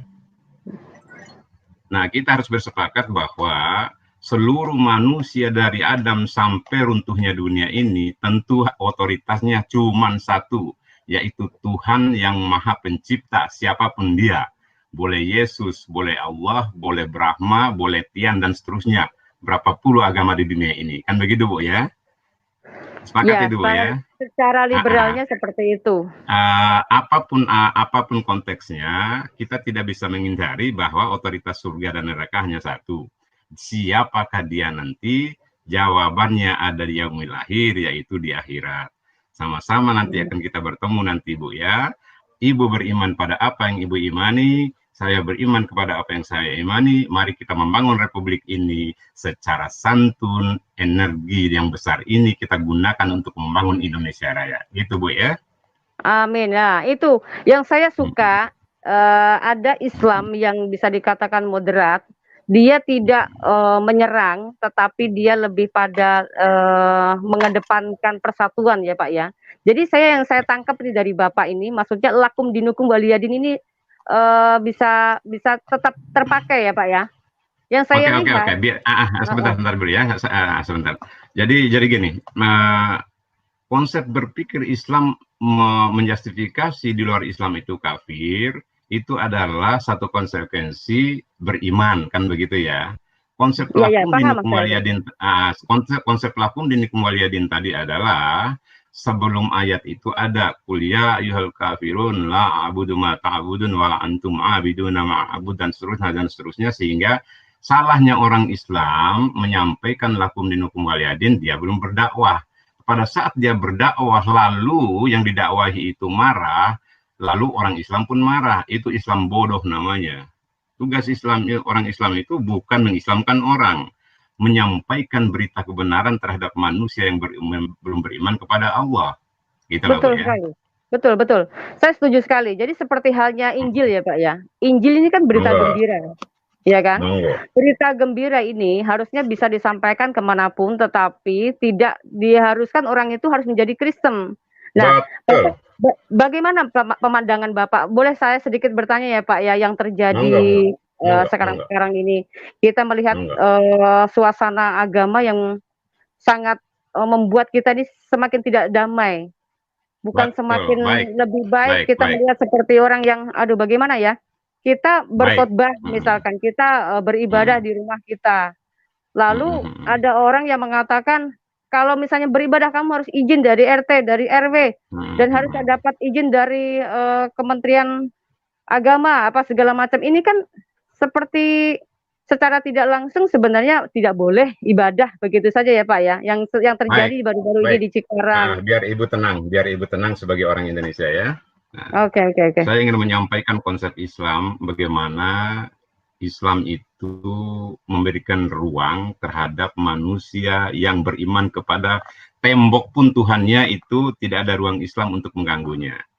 Karena wa ma arsalnaka illa rahmatan lil alamin, Rasulullah itu tidak diutus kecuali untuk rahmat bagi semesta alam. Nah, perkara ada si A, si B datang, saya tidak beriman kepada Anda Muhammad, saya beriman kepada Honda ini motor Tuhan saya. Rasulullah hanya mengatakan la ilaha illallah. Pada saat orang itu menolak, tidak ada ruang Islam untuk memukul, menghardik atau menyakiti, bahkan membunuhnya, kecuali orang itu menyerangi saya pada saat saya ke masjid. Gitu Bu ya? Oke, disitulah konsep Islam. Jadi apa yang Ibu katakan tadi, beribadah di rumah, beribadah ini, saya orang Islam yang konsep pada Islam yang sebenarnya artinya apa? Kalau saya jadi presiden Ibu, saya tidak perlu lagi mengatur bangun gereja harus 40 kakak, harus 80 kakak, tidak perlu. Karena Islam itu tidak mengatur urusan orang lain. Yang diatur oleh Islam adalah keselamatan orang yang mau beriman kepada Allah. Itu saja.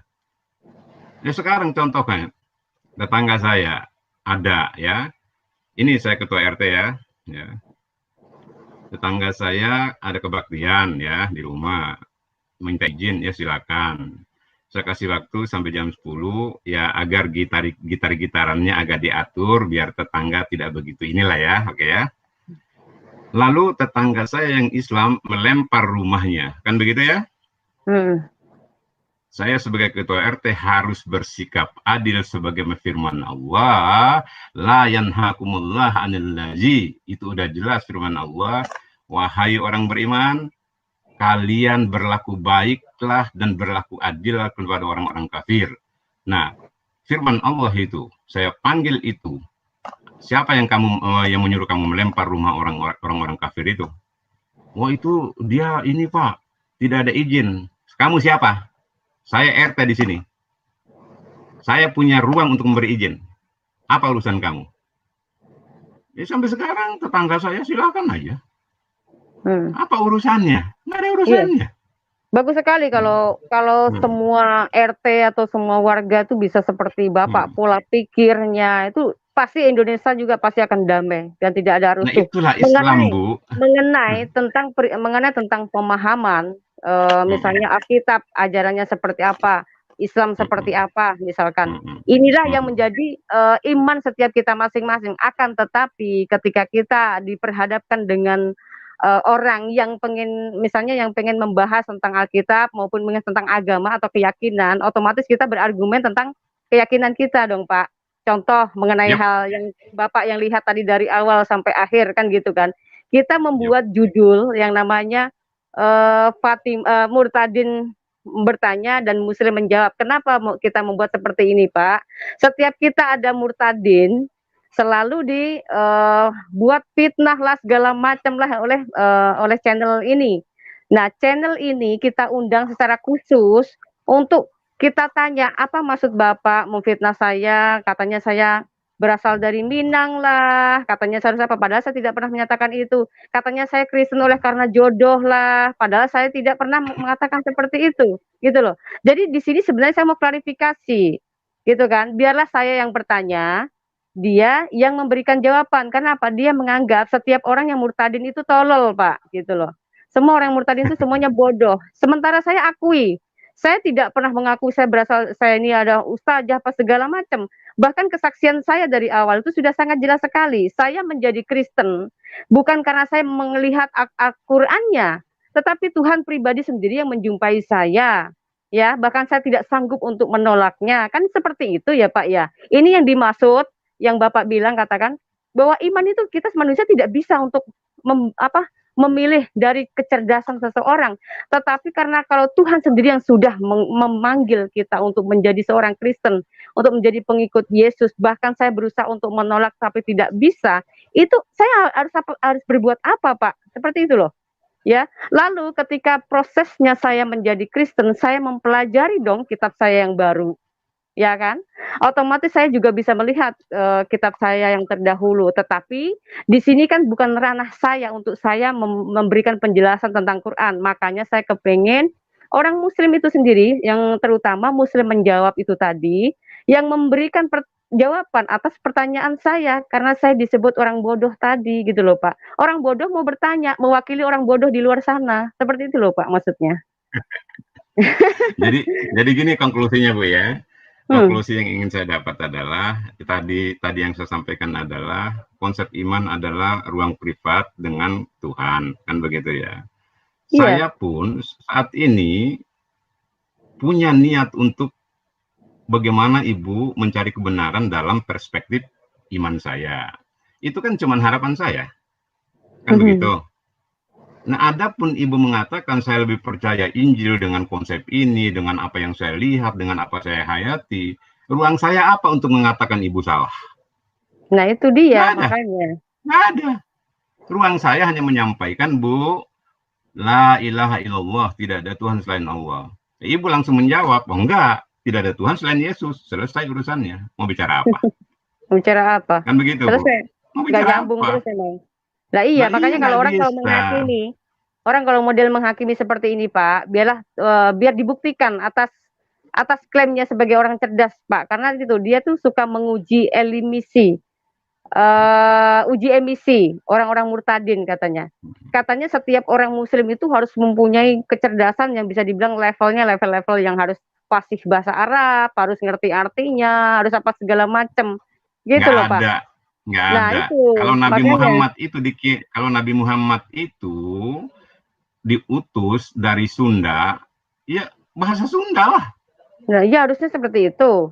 Kenapa dia menguji emisi? Betul. Saya tuh dari tahun 2001 Pak sudah murtad Pak. Dari tahun 2001 saya sudah menjadi Kristen. Otomatis saya dari situ pula saya sudah tidak pernah menghafal yang namanya bahasa Arab. Ya kan, ritual ibadah saya pun pasti sudah berbeda Pak.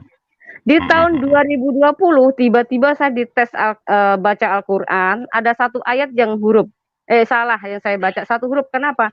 Tulisan Arab dipakai HP kecil banget lagi Pak, ya kan?